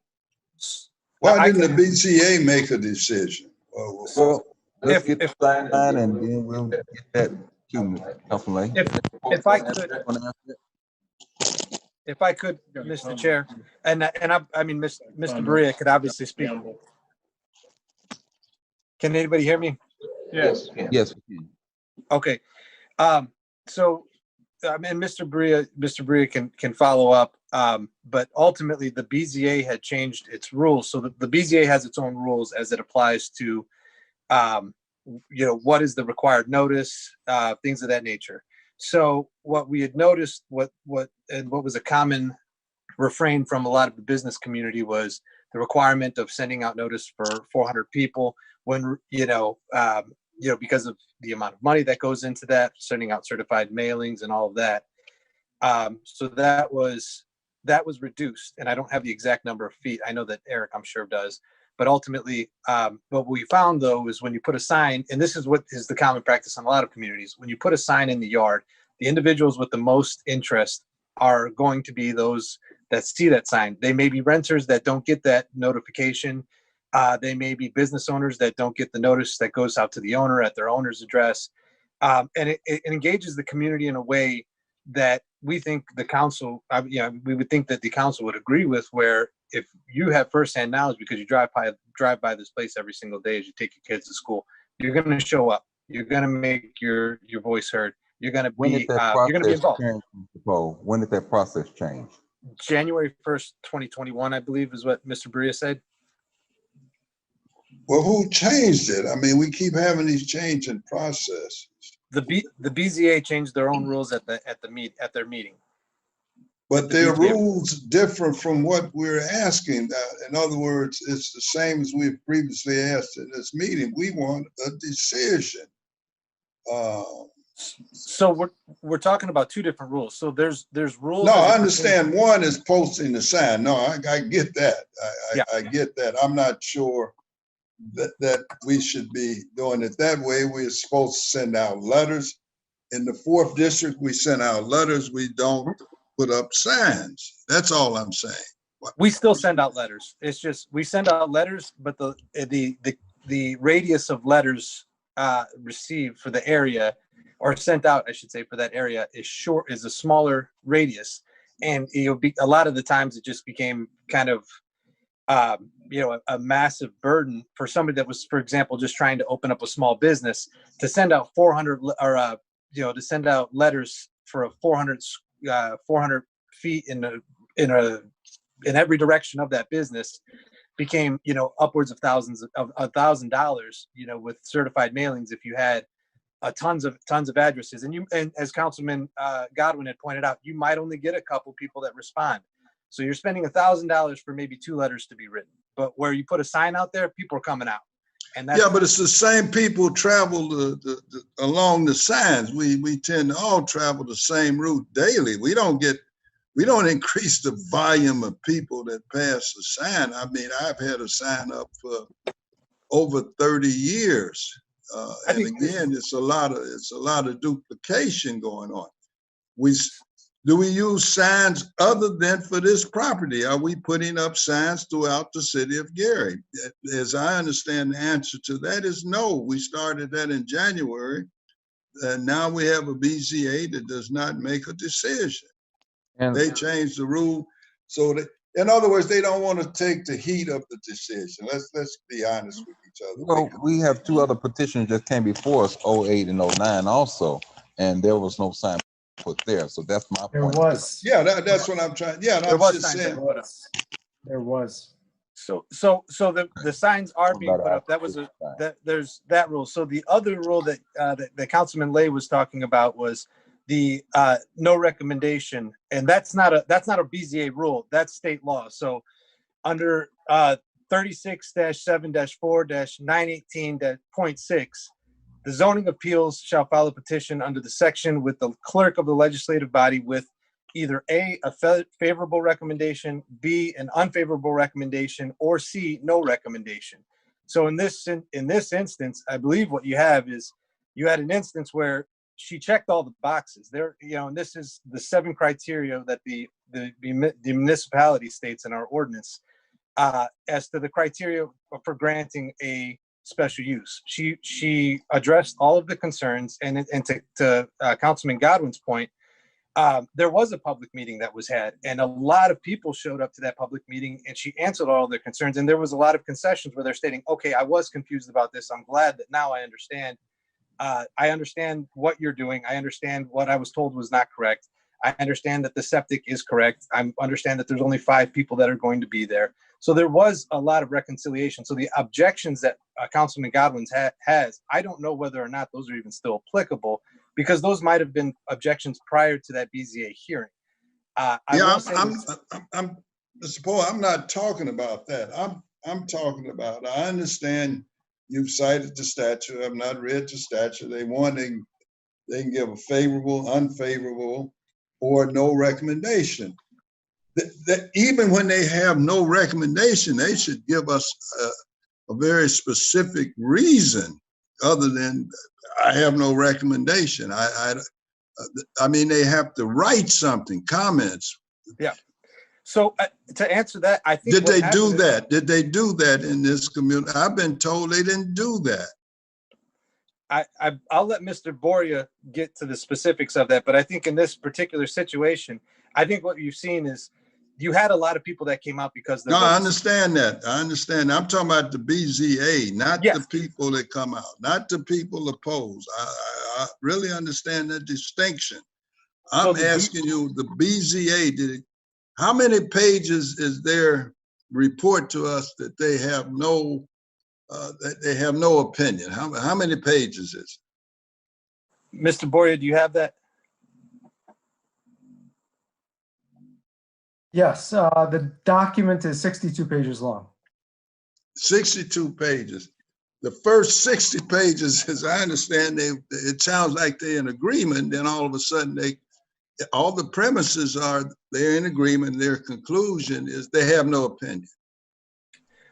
Now, again, I haven't read the document, but I understand that's what's in that document.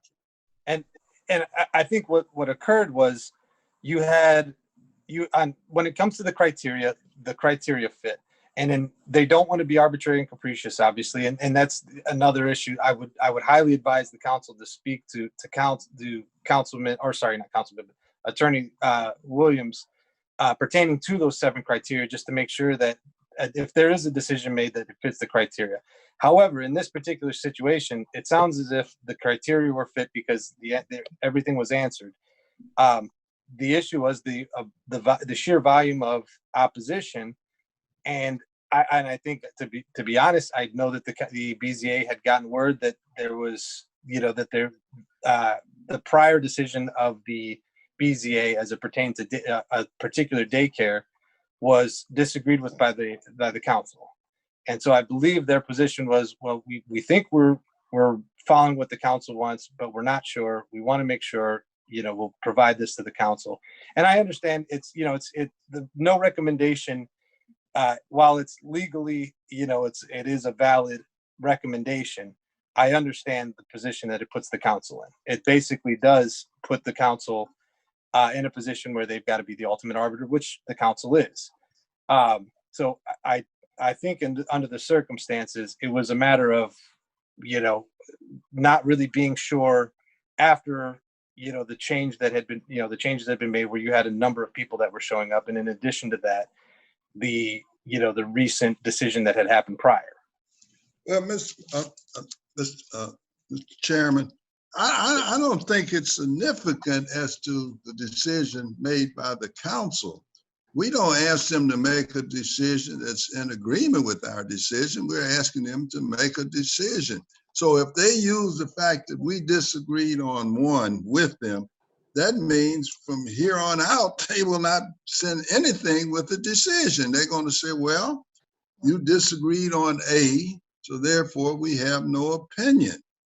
We don't want to come up with an opinion we think may differ from the council.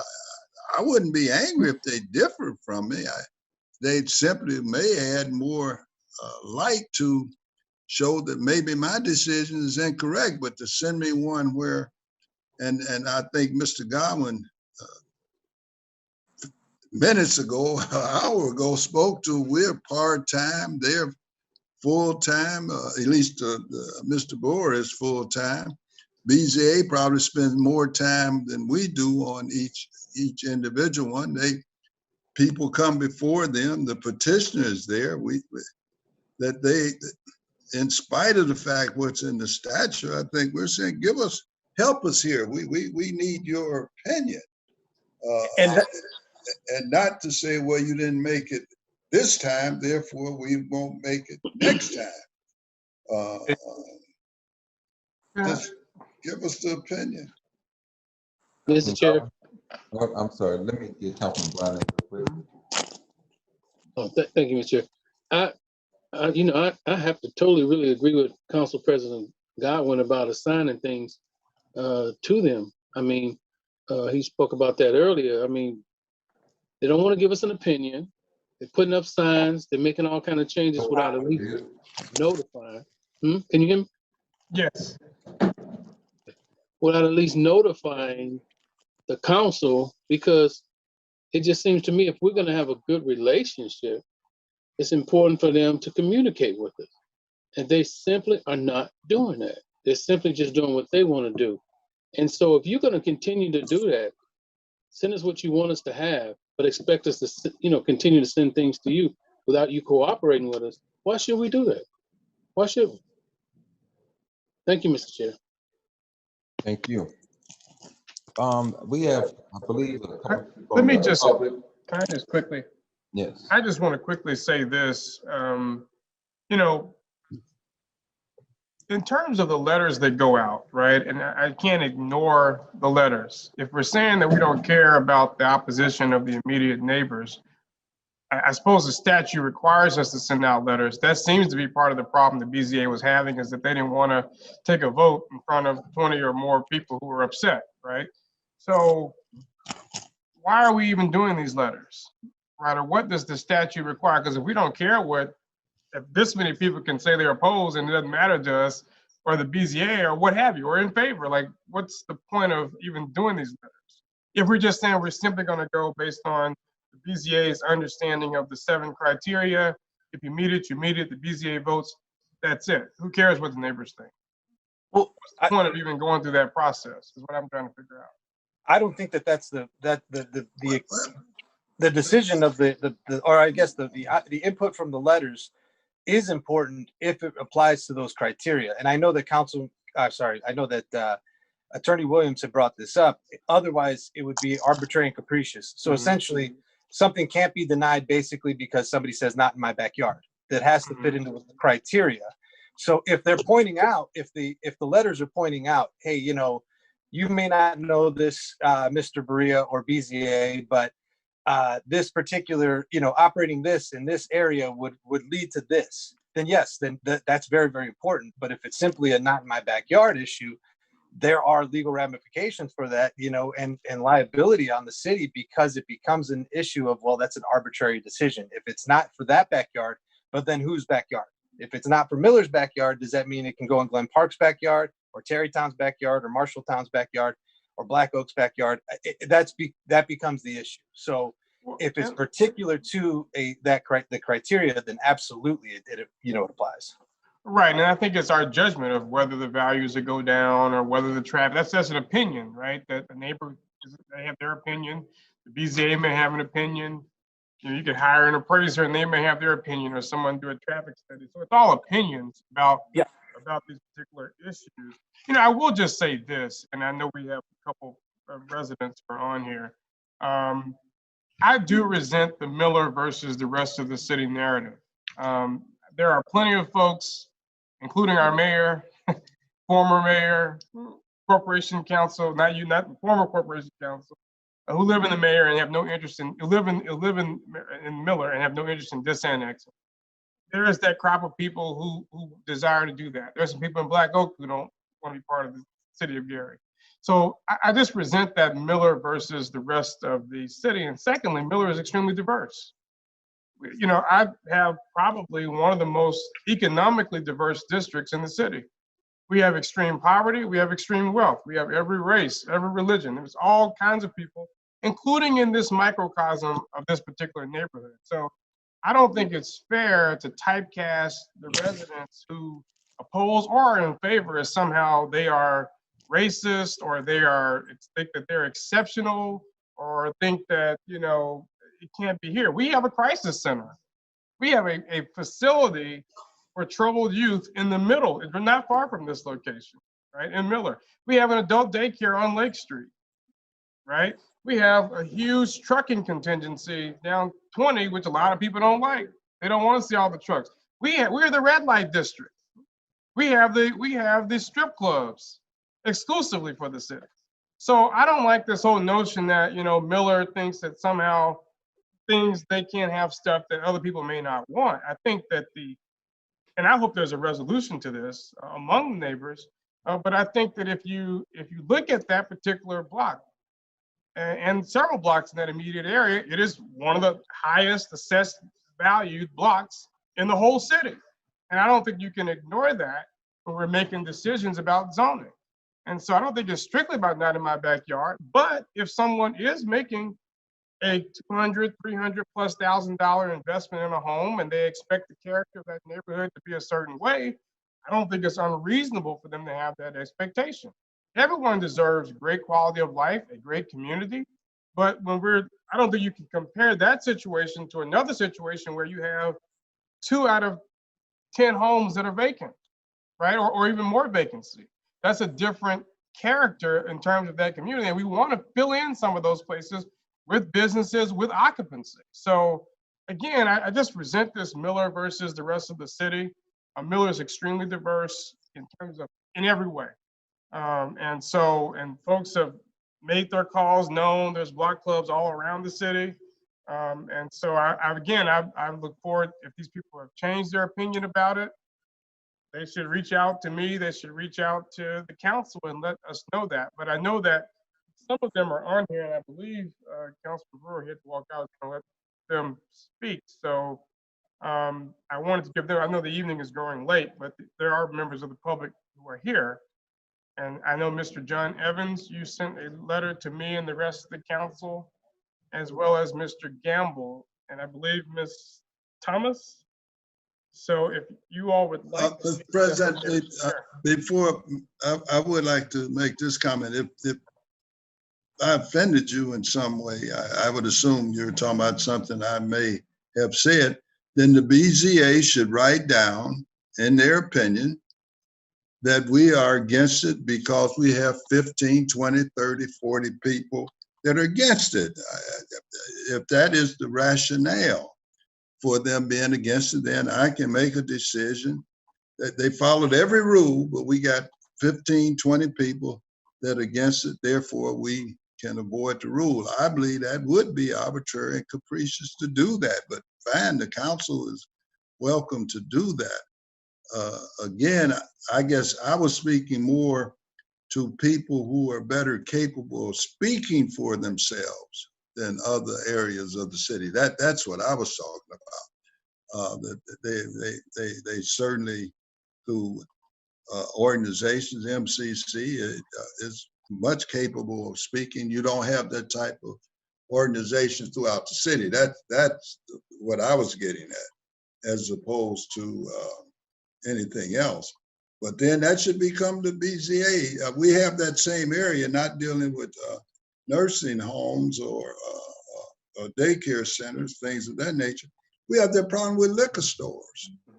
People object to a liquor store. Unfortunately, if they comply with state law, it's very difficult. We had a major issue when I was representing the council. It's a liquor store around almost at 53rd and Broadway that people objected to it.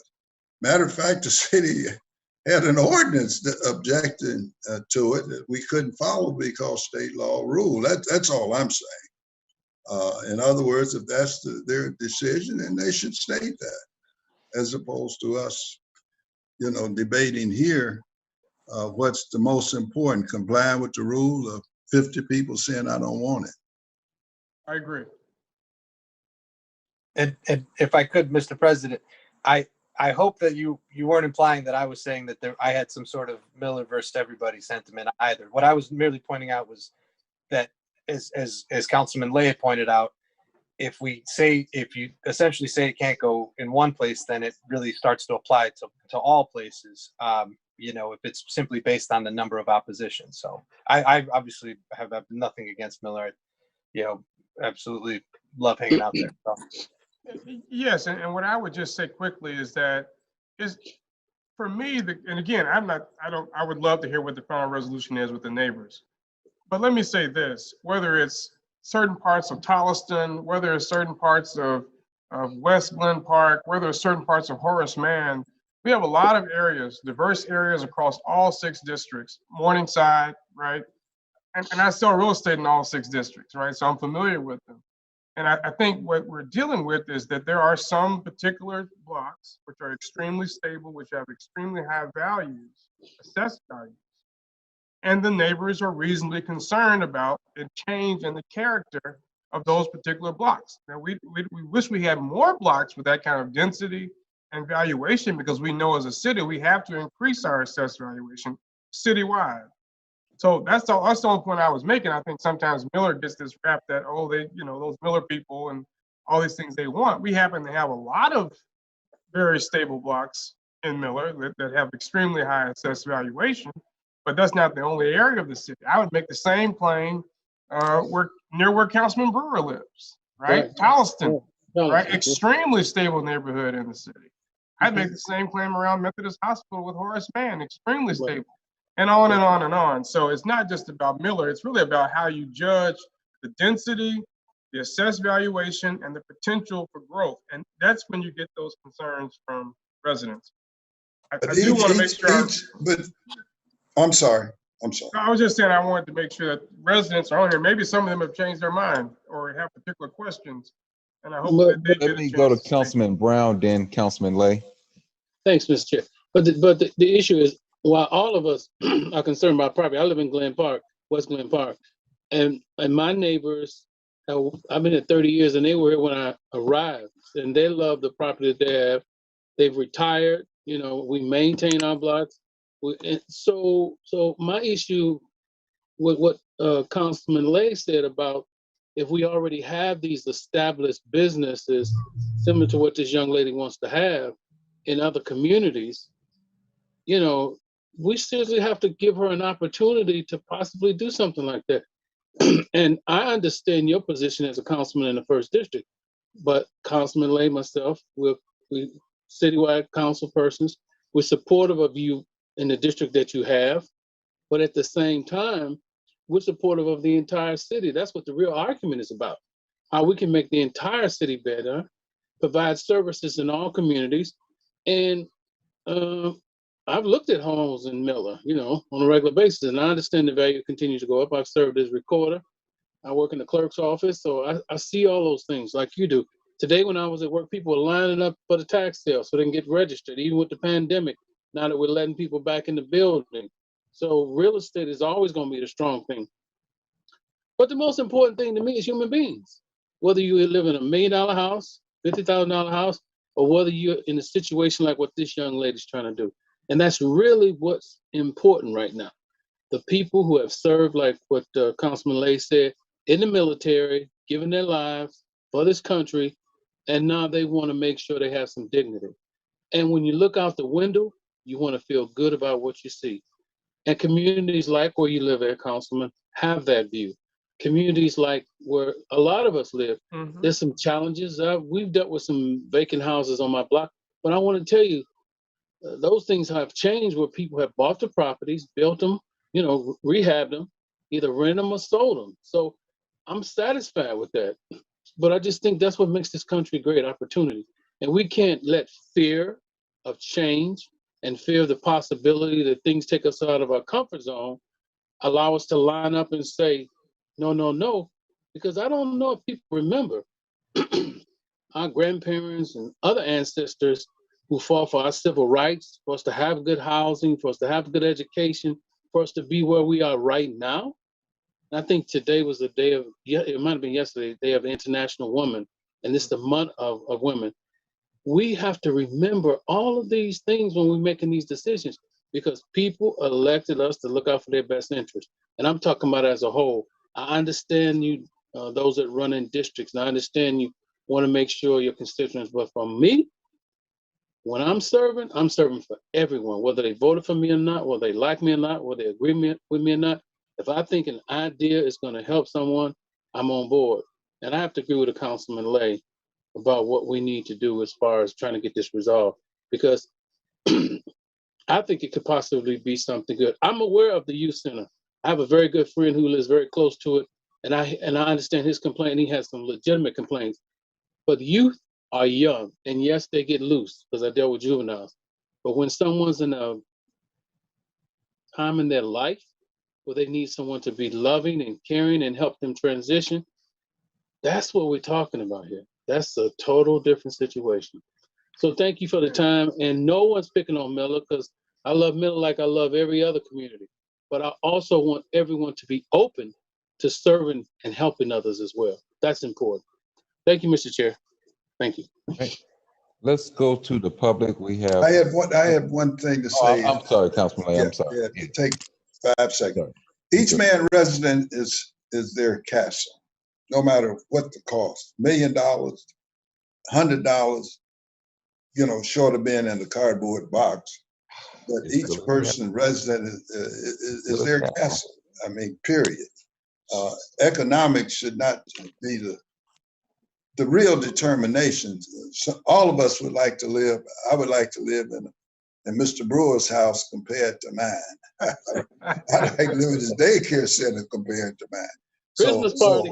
It can't just be an issue of value. That would be a bad issue, in my opinion. I mean, the vast majority of the people in this community, as we all know, are on fixed income somewhere between the age of 60, 69. Certainly we have, in general, poor tax collection. People are laid off now, tremendous number. So again, no matter where a person stay, in most cases, they consider that their castle.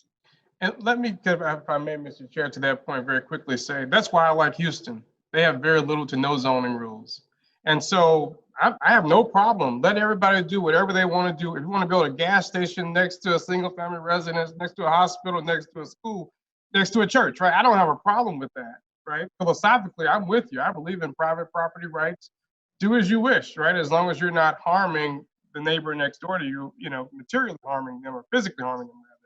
But we do have a zoning process, right? We do have zoning regulations. We do say what kind of uses you can do, R1, R2, R3, all the way up. So I think that, we should just make this really easy and vote in favor of everything that comes before us. If the person owns the house or has the use of it, why are we debating daycares or any use, right? So I agree with you, but I also think it's not always as cut and dry as we would like for it to be. And I agree with Councilman Brown. Look, I represent a district, as I told you all, that has, as you know, extreme poverty, extreme wealth, right? It's not all lakefront $1 million mansions. And so I have to think about all of those needs and concerns. But what I'm simply saying is, if I were representing the 5th district, right, and on your block, Councilman Brown, if 90% of the people who live next to the immediate house, I can't ignore that. That's all I'm saying, is I can't ignore what the immediate residents are saying. If they change their mind, that's great, and maybe we can reach a compromise, but it would be irresponsible of me to just say, you oppose, but I don't care, I'm for it, And I don't live in the immediate. That's all that I was saying about that. But I think I've talked enough. Okay. Councilman Lay, was you finished? Debate is good. Debate is I was good. going to agree with Mr. Godwin. He's talked enough. We're both agreed now. Yeah, we agree. Any other council person before I go to the public? Okay, at this time, I believe we have Mr. Gamble. Josh? You're muted at this time. I know it's been a minute. Yes, sir. Yes. Good evening.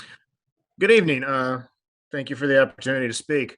As I wrote in the chat, in the first BZA meeting, I believe it was back in January, I brought this point up of Ms. Clark. I believe she said that she was going to be in the house full time until a point where she was going to get a certification from the state to where she could be the administrator of the home, and then she would no longer be there full time. Is that still the case?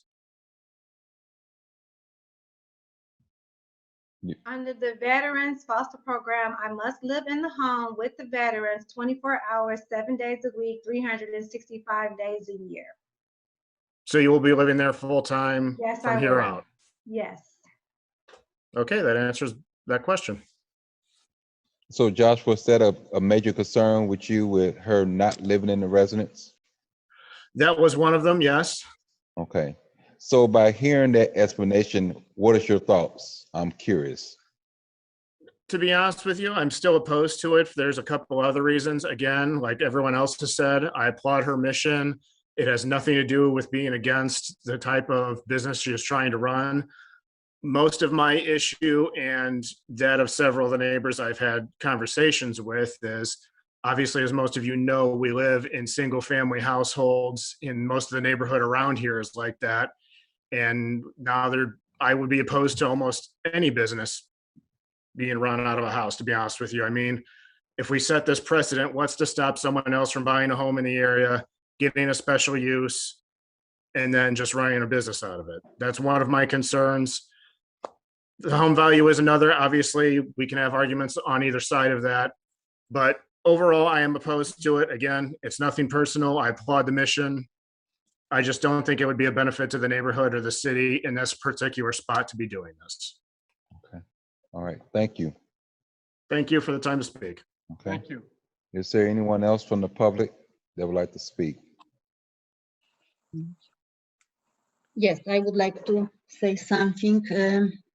Yes. Can you please state your name? My name is Eva Mroczek, Okay. and I live at 7119 Ironwood. And I oppose this rezoning because it will allow business in the residential area. And also, people were saying that this would not decrease the value of the houses, but it already has negatively affected the neighborhood's properties because the house next door was for sale last fall, and it's pending, still pending. So the person who would like to buy this house either doesn't want to live next to a business, because it seems that somebody is waiting for the decision of this rezoning. So either that person doesn't want to live in this house, or maybe Mrs. Clark is trying to buy this house, or somebody from her family or business partner. I don't know. I don't know who is trying to buy, but it's not selling. Thank you. All right. Thank you. Anyone else from the public like to speak? Yes, I would like to. Yes, please go ahead. State your name and your address for the record. My name is Gwendolyn Lewis, 2673 Harrison Street. I don't live near Miller Beach area, but I am familiar with it. I'm also the auntie of Kanisha Lewis. Kanisha Clark, I'm sorry. But I'm also well known. I also know her mother very well before she passed away. And she also was a caregiver to my mother, which is her grandmother. The idea, I agree with Corey Slay. I know him also, and his daughter, Chloe. But I also agree with Chloe Slay that what would be the problem of 3 additional people? Her mother took care of her father-in-law, which was 3 additional people with her husband. Also, when Kanisha Clark and her husband Tristan came to visit, there were additional people. So what would be the problem with 3 additional people with the veterans in the home? You wouldn't even know that they was there. It would still be a residential home. So I don't see it being a business, but a residential home. A person taking care of 3 elderly, chronic people with illnesses. I have a chronic illness. I have COPD, which is a lung disease, and I have a neuropathy. So you can end up with a chronic illness and don't want to go to a nursing home, and want to be a residential home with someone taking care of you, where you can go to outside and sit on the patio and visit with another person that's a veteran, or living with someone taking care of you on a one-on-one basis, compared to sitting in a large dining room with 30 or 40 people and someone bathing you with another person sitting on a toilet, and someone else bathing you in a shower, someone else next to you, which is not a comfortable environment compared to more personal environment with a home situation. So I don't know why so many people is opposed to it. You wouldn't even know that they're there. And then she's building a privacy, a fencing area because people are so opposed to her out there. And yes, I am aware of people going door to door, soliciting other people to oppose her. So I don't know what the opposition is. I think people are so afraid of change. There was a time when people of my color couldn't even go to the Miller area. And now that you got mixed people out there, they don't want change. And yes, there is a difference between Miller area and Miller Beach. There's a difference between Edna and Miller combined together between that area and Miller Beach. So don't tell me there's not a difference. There is a difference. I've been in this, I'm 61 years old. I remember being called names because I went to the work high school. So my parents live out there. So I grew up out there in that area. I know what the Miller area is all about. So I know the integration of it now. So I know the community area. So yes, there is a difference. So I would like to see that happen. So I don't see there's a problem of business because she has a home for the veterans. You're so scared that a business will come up, start popping up in the area. I don't see that happening. Where I live at, there's a dog center on the corner of my house, and then there's a daycare center. And that's not a problem there. I live on 25, that's 26th Avenue. Then we have a dog center, and then down the street from me, we have a daycare center. And that's nice. And Gary should be about growth. Okay, thank you. Gary should be about growth. Thank you. Thank you. I have something. Yes, please state your name and address for the record. Hi, my name is Sandra Clinton. My address is 231 East 55th Avenue. And I am too aware of what's going on with this situation. And I believe, in no disrespect to Mr. Goodwin, because I know that that's his precinct and he's there to fight for it, but I believe that he's biased concerning this situation. And like I said, no disrespect, because it is the community where he lives at, and he personally knows people that lives in that area. I think this is, to me, more of an issue about the community as far as the Miller area. And yes, I'm a retired mail carrier. And when I delivered mail in Miller, we had mail addressed Miller, Indiana, 46403, which does not even exist because Miller is not a city in the state of Indiana. My sister had a coworker of a different nationality who on her job stated that she lived in Miller, Indiana. And as my sister continued to say, you live in Gary. No, I don't live in Gary. I live in Miller, Indiana. So there is a difference. And I think that we can't come up with a decision because the opposing letters, which is more of a reason or excuse versus the community itself, which we're talking about the community in Gary. We're talking about enhancing Gary altogether as a whole. And I just think that if this had been anywhere else, that we would not have this problem, and it would have been taken care of based on the criteria that she met everything that was asked and required of her as of this day. We're talking about people versus property. And I think that we should hold value over people more so than property. Yes, I'm a homeowner. I've been in my home for 25 years. I live directly across the street from a Jehovah's Witness church. I don't have a problem with that. Yes, they have a son. We're losing you. Anyone else hearing? We lost a connection with you at this time. From what we're talking about enhancing the lives of people. And I know the fact for sure that her mother, which was a expectancy of 3 months, lived for 3 years because of the care that she received. So the individual care that would be given, Dr. it Stockton, would your time enhance. is now up. Okay, I'm sorry. Okay, Thank you. thank you. I have quite a few, seem like it's on the screen here. Okay. Next Thank you. petitioner, this is the public portion at this time. Is there anyone else that would like to speak? See Ms. Thomas is here. I don't know if you're trying to speak, but you're muted, Ms. Thomas. Okay, can you hear me now? Yes, name and address for the record, please. My name is Deborah Thomas, 4309 East 11th Avenue, Gary, Indiana. I've been in Gary all of my life. I was born and raised there.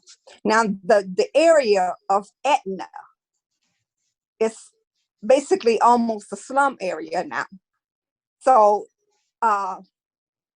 the Etna area and the Miller area, there's a big difference.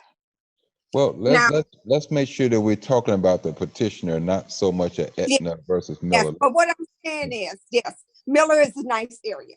For veterans, I worked in the hospital, and I have worked with disabled veterans. And yes, they need this type of facility. And I think it would be a great opportunity for them to have a residential place to just live out a normalcy of them in their last days. And the area is beautiful, the scenery for them. So we just need to grow a little bit in the area and have have the opportunity for these veterans. I give to the disabled veterans because I know that there's a need. So that's all I want to say. I won't go over my time. Okay, thank you so much. Mm-hmm. Is there anyone else at this time who would like to speak before I close public portion? Mr. Evans, you sent a letter. I don't know whether you had any comments. Mr. John Evans, if you're trying to speak, you're muted at this time. And you will have to turn your camera on if you're going to speak. Going once, twice. All right. Seeing no one else, public portion is now closed. Okay, wait, I'm back. I didn't know how to unmute. All right, I didn't know how to unmute. Sorry, Ron. No problem. I need your name. I'm not Mr. Techie. I understand. So sorry. No problem. Yes. Can you hear me now? Yes, loud and clear. Okay. Your name and address. You have to begin with your name and address. Oh, my name is John Michael Evans. I'm at 645 North Miami Street. I'm on the corner of Miami and Ironwood. I'm kitty corner from Ed and Eileen Wiggins' house. Got that? Yes. Okay. So I just want to start out by saying, I loved Ed and Eileen. I've been here since 1997, and we became best friends. They were here at my pool parties for 4th of July, etc. So it's a very good relationship. And I have nothing against Kenesha. I really don't basically know her that much, really, except for the last couple of years. And that's kind of, not like we were close. But I commend her. I do. I'm a Polish Catholic guy. I think, she's a humanitarian. She deserves everything that she's doing. I'm just concerning the concerns of the neighborhood. There's several things. Number one is even though she states that nothing will change, nothing ever will, we all know that in residential homes, I myself had to put in a whole new system for the gutters and not the gutters, the sewers. So things will change. So once the use is permitted, that opens the door to, okay, now I have to do this, now I have to do that, which I understand. Also, in her own letter, she states she's putting in 2-second panic buttons to alert medical, fire, and police. Well, that means, and most of these people, as she stated, are, whether they be in hospice or end of living or whatever, these are people that are going to be dying. So somebody's going to have to come there to pick them up, take them away, ambulances, funeral homes, whatever. And that would just change the dynamic of the neighborhood, because there are so many people here that recently have moved in, like that are in their 40s, as Mr. Godwin now knows, and they're upgrading their homes. And the reason they moved here is because of this unique street. There's only about 20, 25 homes on this street. Ironwood is not a big, long street. So, and people are walking to the beach and enjoying all the luxuries of the neighborhood, which is great. I also, my father passed away a year ago in January, and he had hospice. And every time somebody came, the neighbors all came around and wanted to know, well, what's happening? Whoa, you know. So this would not be like nobody's going to pay attention or notice this. So I just wanted to, and also my last thing is that although Ms. Clark said she's planning to stay here for 365 days, she does live in California, and she does have friends and family and her husband and her in California. I can't imagine that she's going to eventually move back to California, and then who will be running this place? Will it be somebody contracted? Will it be a Gary resident?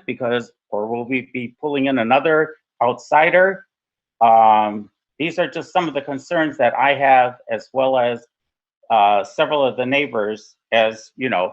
And again, this could open up the possibility, once you grant a special use in a residential area, such as this, which is not that large, what's to say that, and I believe everybody on the call, or you yourself know, Ron, that there's Mrs. Wardella Roby.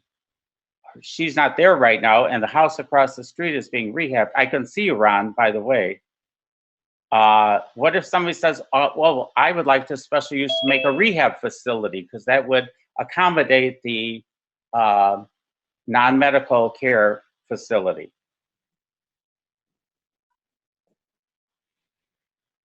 Thank you so much. And one last thing, these people that would be there on their final journey to home, don't tell me that family won't be visiting also, so that would increase traffic. Okay. Thank you, Mr. Evans. You're welcome. All right. Is there anyone else on who lives within the immediate area?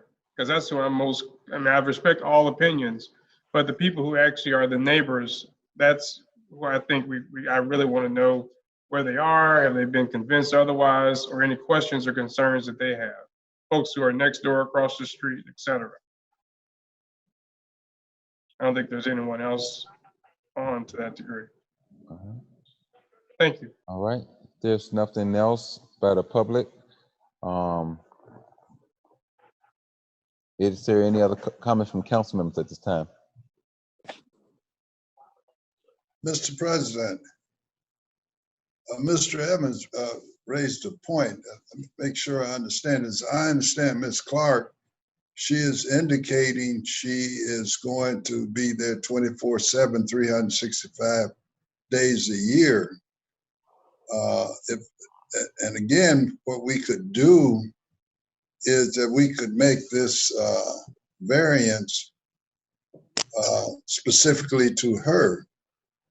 In other words, that she cannot go out and hire a person to do that for her. As I understood. I have to have a relief.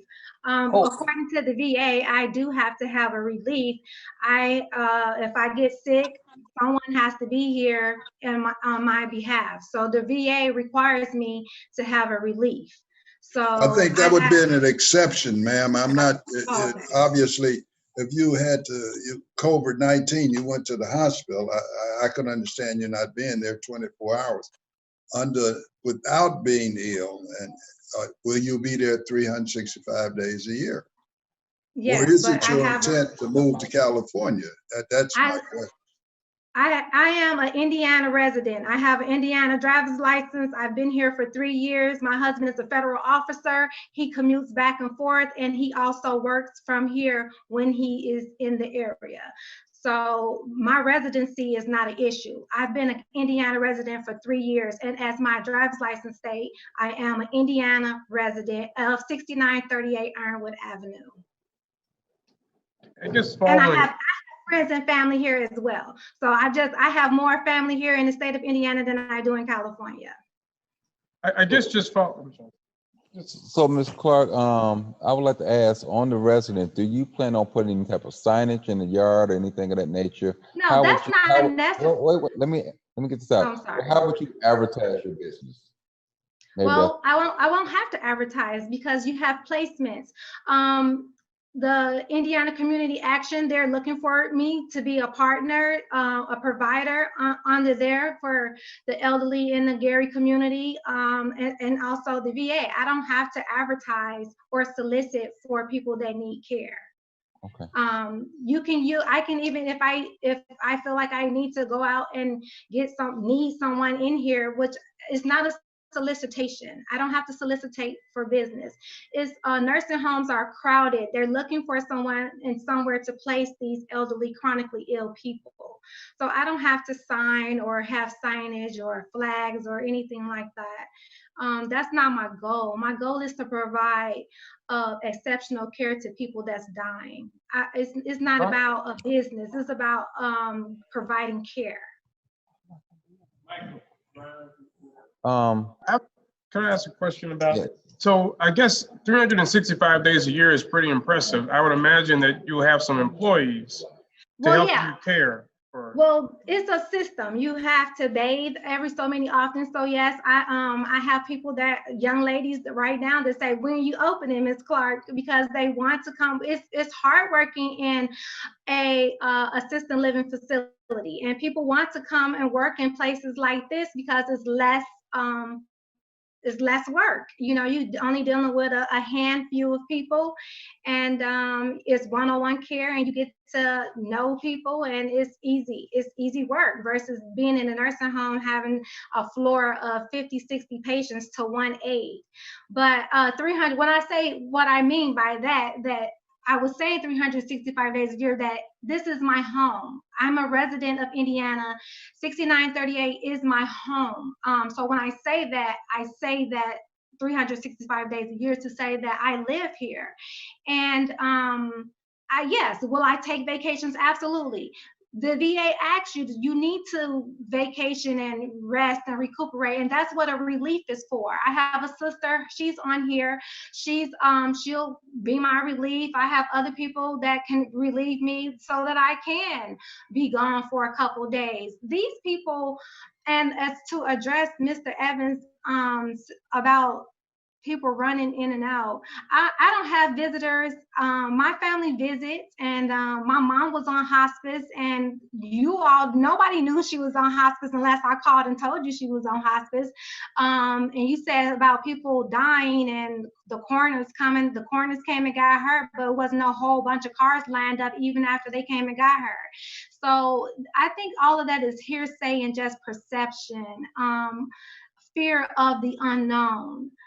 I'm not going anywhere. I do have to live, like I said, I do have to live among these residents. A part of being a VA, a contractor with the VA, I have to live in the home with the veteran. Can I ask and a couple? Sure, go ahead. Okay. Sorry. So you're saying it will, and first of all, it's veterans and seniors, so it's not just exclusive to veterans. Mm-hmm. So you're saying only 3, or you're saying 3 to 5? It's only 3 is the cap. Yeah, with the VA, only 3 is the cap. So with VA, you can only have 3 veterans and or seniors.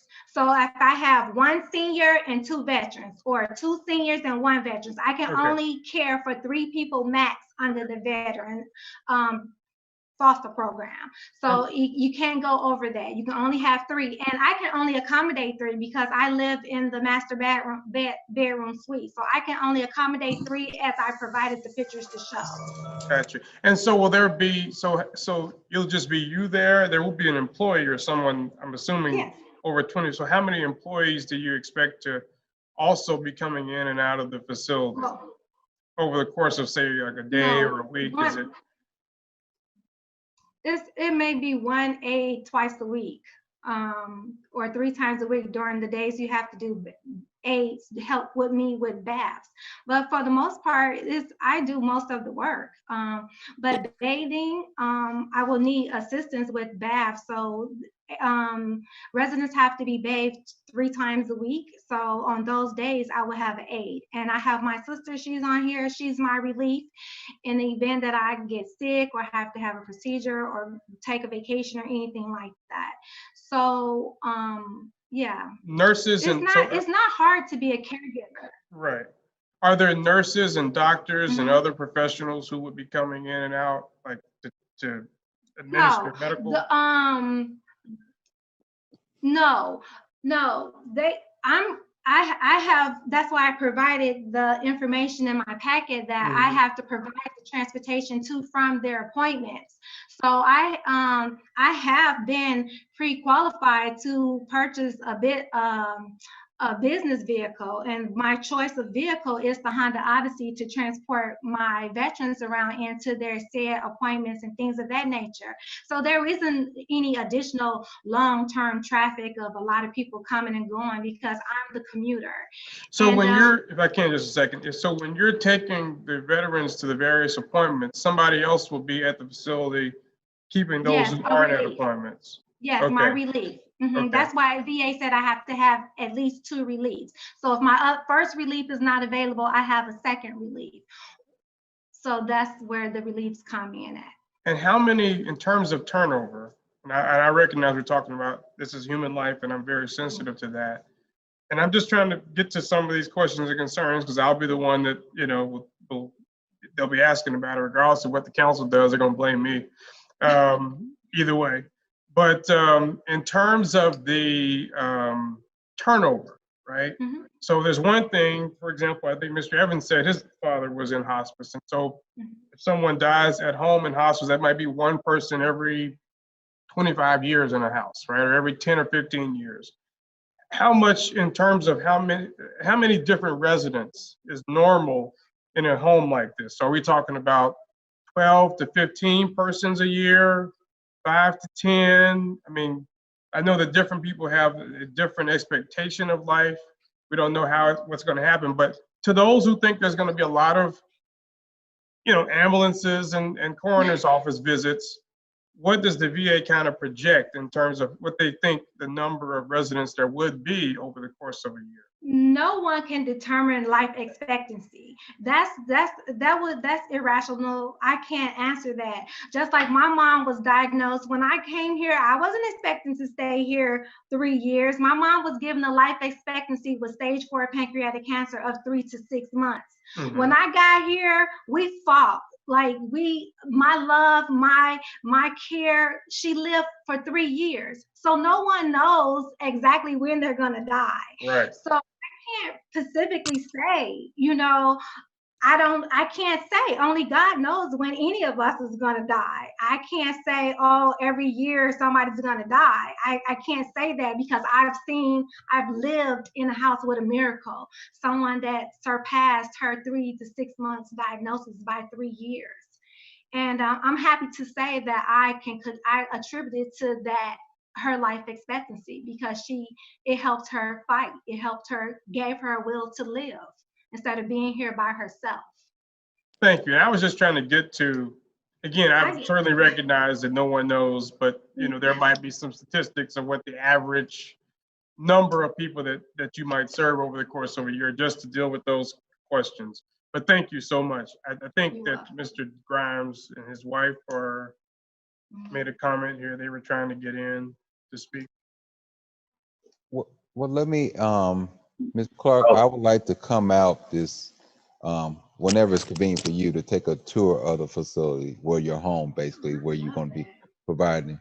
And I will open it up to any of my council, if it's allowed by Mrs. Clark, to come out to see exactly the facility, to see the grounds and things of the nature there. I just want to come out for myself, and I will also ask you to at least open it up to residents to come and see, you know, hands-on what you're trying to provide for individuals. I think you have to still reach out to the residents, even though I know this is very controversial at this time, but I think it should be some type of one-on-one you know, because you're going to still have to live among these residents where this facility goes forward, or you still live here yourself.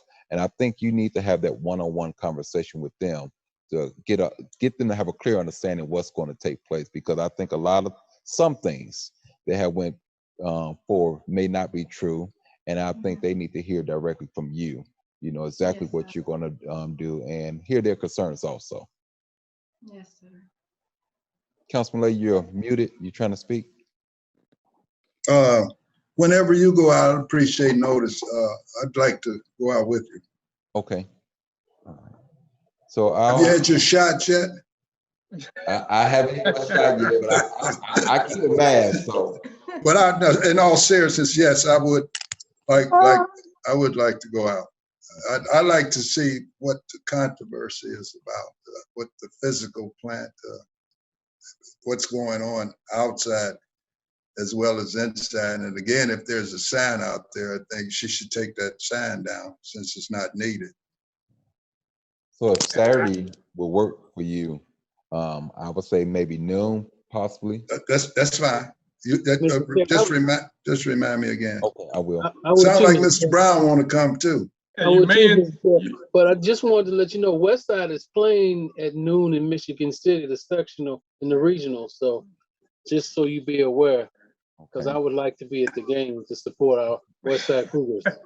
I didn't go to a directional school. I went to Fravel. So Fravel was fine with me. My mother and father went there. That's why I'm here. So maybe if we move it up to 10 o'clock, if that's okay with the petitioner. Yeah, so we can go see the West Side play. Yeah. Saturday at 10 a.m. would be perfectly fine with me. Okay. I would just advise this. I would be careful of a quorum, given that this is related to a decision of the body. And secondly, I think we should be mindful of the precedent that we set, because we make a ton of decisions and we don't require a visit. And so if we're going to start visiting the locations of petitioners, I think we need to be consistent in doing that if we're going to use that to inform our decision-making, regardless of whatever the position is. I've never heard of us doing group visits We have in the past, Mr. to President. people's We have in the homes past. and properties. So that's totally inconsistent. And when we talk about arbitrary and capricious, I would just advise to keep that in mind, because that's not our standard. I have always been consistent. Well, we're Mr. Chairman, we're acquiring more information now. In other words, maybe that should be the standard. It could be. We have people that are in places of responsibility said they're incapable of making a decision. Maybe if they made a decision, we wouldn't have to go out. So I think that's the difficulty here. Again, all the rules are complied with and people are still objecting. And again, I don't see, that's not arbitrary and capricious for us to go out. If it becomes necessary, then Mr. Brewer can go out and see a lot more. He's over the planning commission. I do it quite often. I go visit. The last one I that we believe had you was very do. controversial believe was you do. Mrs. Did you go inside? Did you went inside of the property? I was on the grounds of the property. Okay, so I think What's not there. but I think that's very different. And I just say that if we're going to be entering property owners' property, whether it's their home, whether it's a business, then that needs to become a part of our process, because I don't think that's, I know the BZA doesn't go to people's properties. And so if we're going to make that a condition of our decision-making, I would suggest that Attorney Williams and/or Corporation Counsel Pohl just give us some advice on that, because like I say, I've never seen that be a part of a committee hearing that we're going to basically do a field trip. I'm not saying that it's a bad thing. It's just something I've never heard as part of our fact finding. Because we've voted no on stuff, we voted yes on stuff that was very controversial, and there was no group visit. So I'm just saying we should keep that in mind. Well, Mr. let me Chair, say to my before, knowledge, yes, Councilman Brown. To my knowledge, Mr. Chair, in the past, council members have went to locations to get an idea before we voted on some things. Am I right? Yes, I have went inside daycares and things of that nature that we have had controversial issues on. Yes. Yeah, I've only been here for a year and 15 months, but I've never heard that in a committee meeting as part of the process and requiring that of an owner. That's all I'm saying. I've not heard that. People might individually go a lot of places, but I've not heard it discussed in a committee meeting as something that we were then asking the person were they available, could we come in, and all that. I'm not saying it's a bad thing. Maybe that's what we should do going forward. But I think in the future, if we deny certain people or approve certain things that are controversial, and we don't also do that in an organized way versus just individuals choosing to go where they wish, I think that could be deemed as inconsistent. I don't know what we want to do going forward, but as a group, it's different than an individual just going. No, so Mr. President and Mr. Chair, we'll select a couple people to go. I'll pass, so I don't miss the game, and that way you don't have to worry about the quorum. I will allow my fellow constituent to attend, and I'll take their professional input and work with it from there. But something has to happen. And the BZA needs to make a decision. That's also a problem, because this is not usually how we function when it comes to making zoning decisions. Right. You know, where we're basically taking on the zoning administrator job and the BZA job and the council job. So I know in the past, that's all I'm saying about it, is that we're asking something of her in a committee meeting that I've never seen it in an organized fashion where we've asked that of the petitioner during the meeting. I would accept her objection if she has one. It wouldn't necessarily change my vote. I mean, she can object, and she's not objecting. No. I understand she's not. I mean, she apparently has agreed. We can forget about 10 o'clock, go back to 12 o'clock. I want to go to the I'm going to. Oh, you good? Corporation Council is trying to speak. Yeah, Mr. Chair. Corporation Council, yes. I do want to say that I think my thought process went where President Godwin's thought process went, where there is the concern about setting a precedent. There is a concern about entering properties. However, as Councilman Lay had pointed out, you're essentially you're fact finding further. You're collecting more information to make an informed decision. So, but I do want to say that it is a good opportunity to remind the planning committee that the BZA has extended an invitation for the council members, again under a quorum, to meet with the BZA to discuss criteria, standards, and then potentially even possibly ordinance amendments, to clarify, to kind of rewrite what we're looking at as some of these criteria, and in addition to that, what that process would look like. And I think that, after the last meeting, that that became part of the conversation is, we really do need to get on the same page.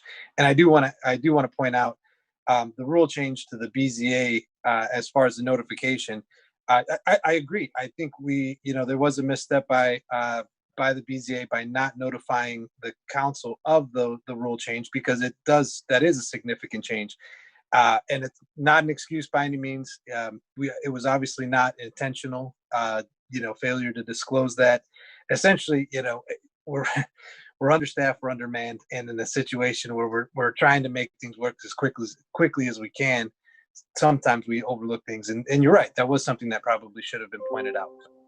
But I do think we're on the right path. I think that, working with the council and getting these things, getting this process in order, and getting on a common interpretation as to what the criteria are, and when this stuff applies, is going to be helpful going forward. So necessary, long-winded, but necessary meeting. And I thank you guys, because there's been some great debate. Okay. So it looks like we're back at 12 o'clock. Attorney Lay, Councilman Lay. Yes, sir. Okay. Through the parliamentarian, and reluctantly, I seem to be the open door person. Yes, sir. Yes, sir. Ex officio. Okay. So I will move this to the council for third and final at that point. What's that? He had asked earlier. Okay, this is going to be our last speaker because we're far late into the hour. This is Attorney Grimes that's on. You may have gotten knocked off. Oh, there he is, Is he right on? there. You're muted. Oh, I see him. You're muted, Attorney Grimes. We can see you, but we can't hear you, so unmute yourself. We still can't hear you. You're muted.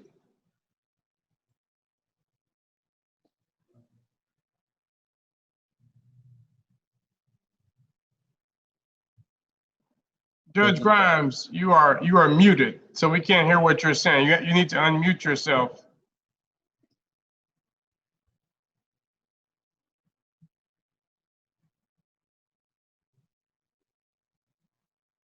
Hello? Okay.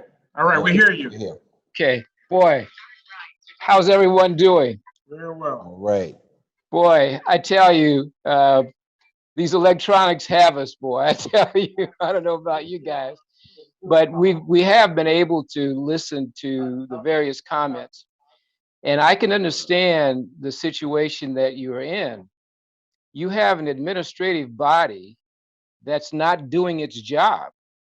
And so they pass to you without, I take it, and this is a question that I have for you.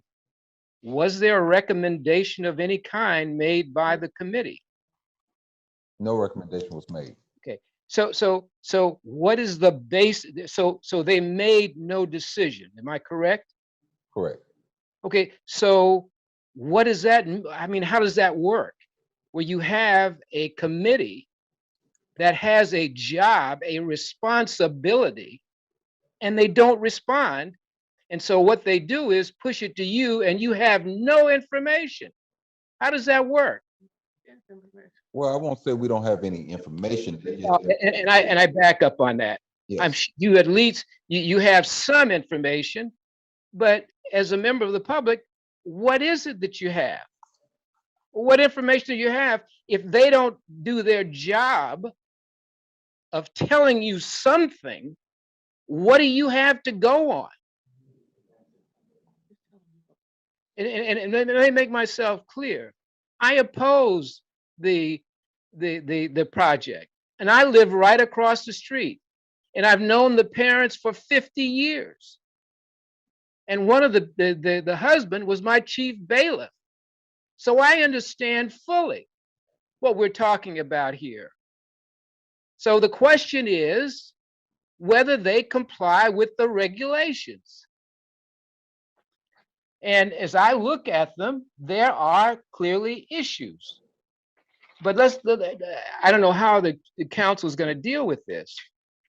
But how are you going to deal with this BZA not performing their job? And having you to have to, what, guess or what? There's no record here that I'm aware of that the BZA has come up with. They've just abandoned their job. So let's move on. I don't want to, go on with that. But this area, one of the big problems, I think, is that this area is not zoned for business, any kind of business. It's not zoned for business. Okay, so what you are being put in the unenviable position of doing is you're going to establish a precedent where your planning commission sits down on you, gives you no recommendation, and you're going to allow a business to sit in the middle of a single family housing community. How does that work? Somebody's not doing their job. It was too hot for them, so they don't just say, well, look, we're going to send it to the city council without even a recommendation or any discussion of their consideration. So what about the people that oppose this? This is not arbitrary and capricious. We're not bad people.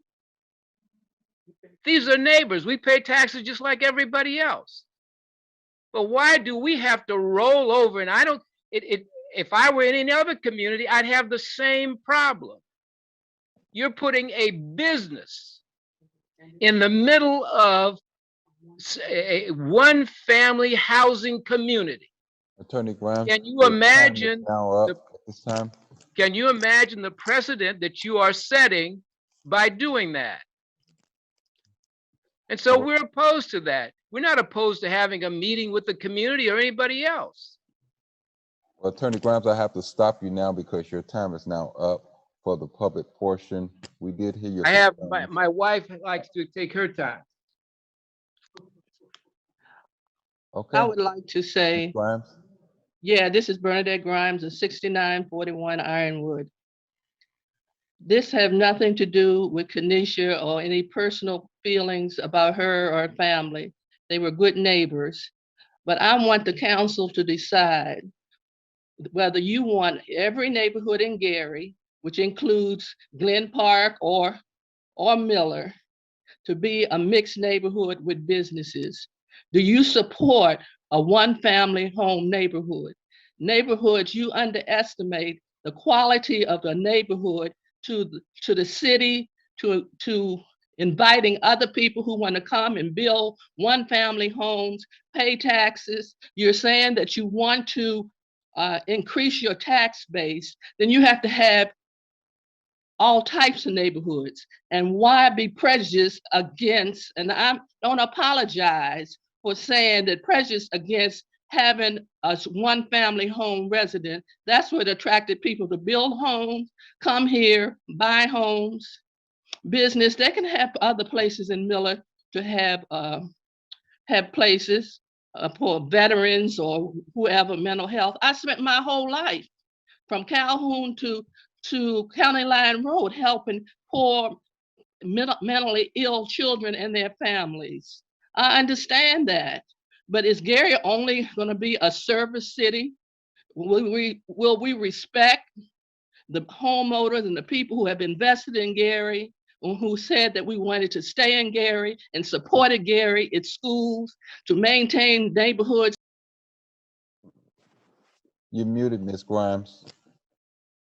Ms. Grimes, you must have hit the mute button.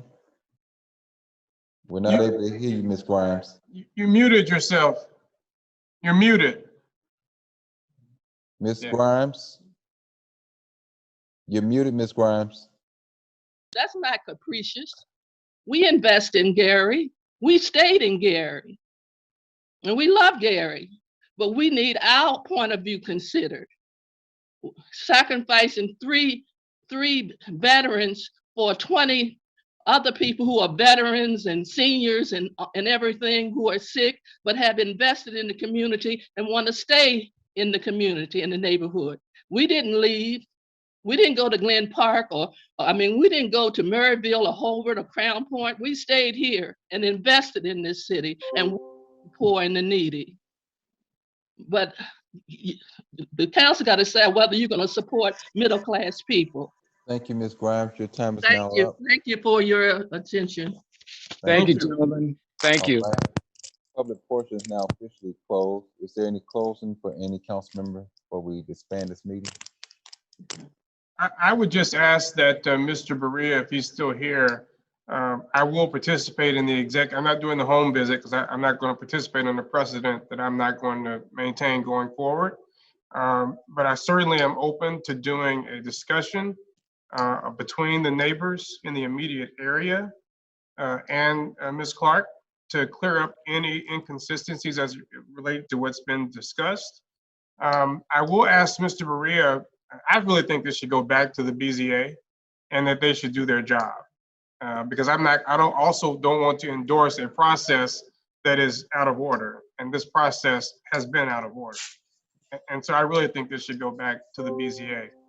But I am open in the interim to a conversation among the immediate neighbors and Ms. Clark to clear up any inconsistencies in information. But as I said earlier, I cannot ignore the residents who live in the immediate area. Thank you. There's nothing else. We will adjourn this meeting and we will take this up at the next council meeting on the 16th at 6 p.m. Mrs. Clark, you are asked to be there also. I thank all other petitioners that's still on, even with us tonight. It's been a long meeting. It's about almost 10:40 now. But everyone have a good night and thank everyone for staying on with us. God bless you. Bless you too.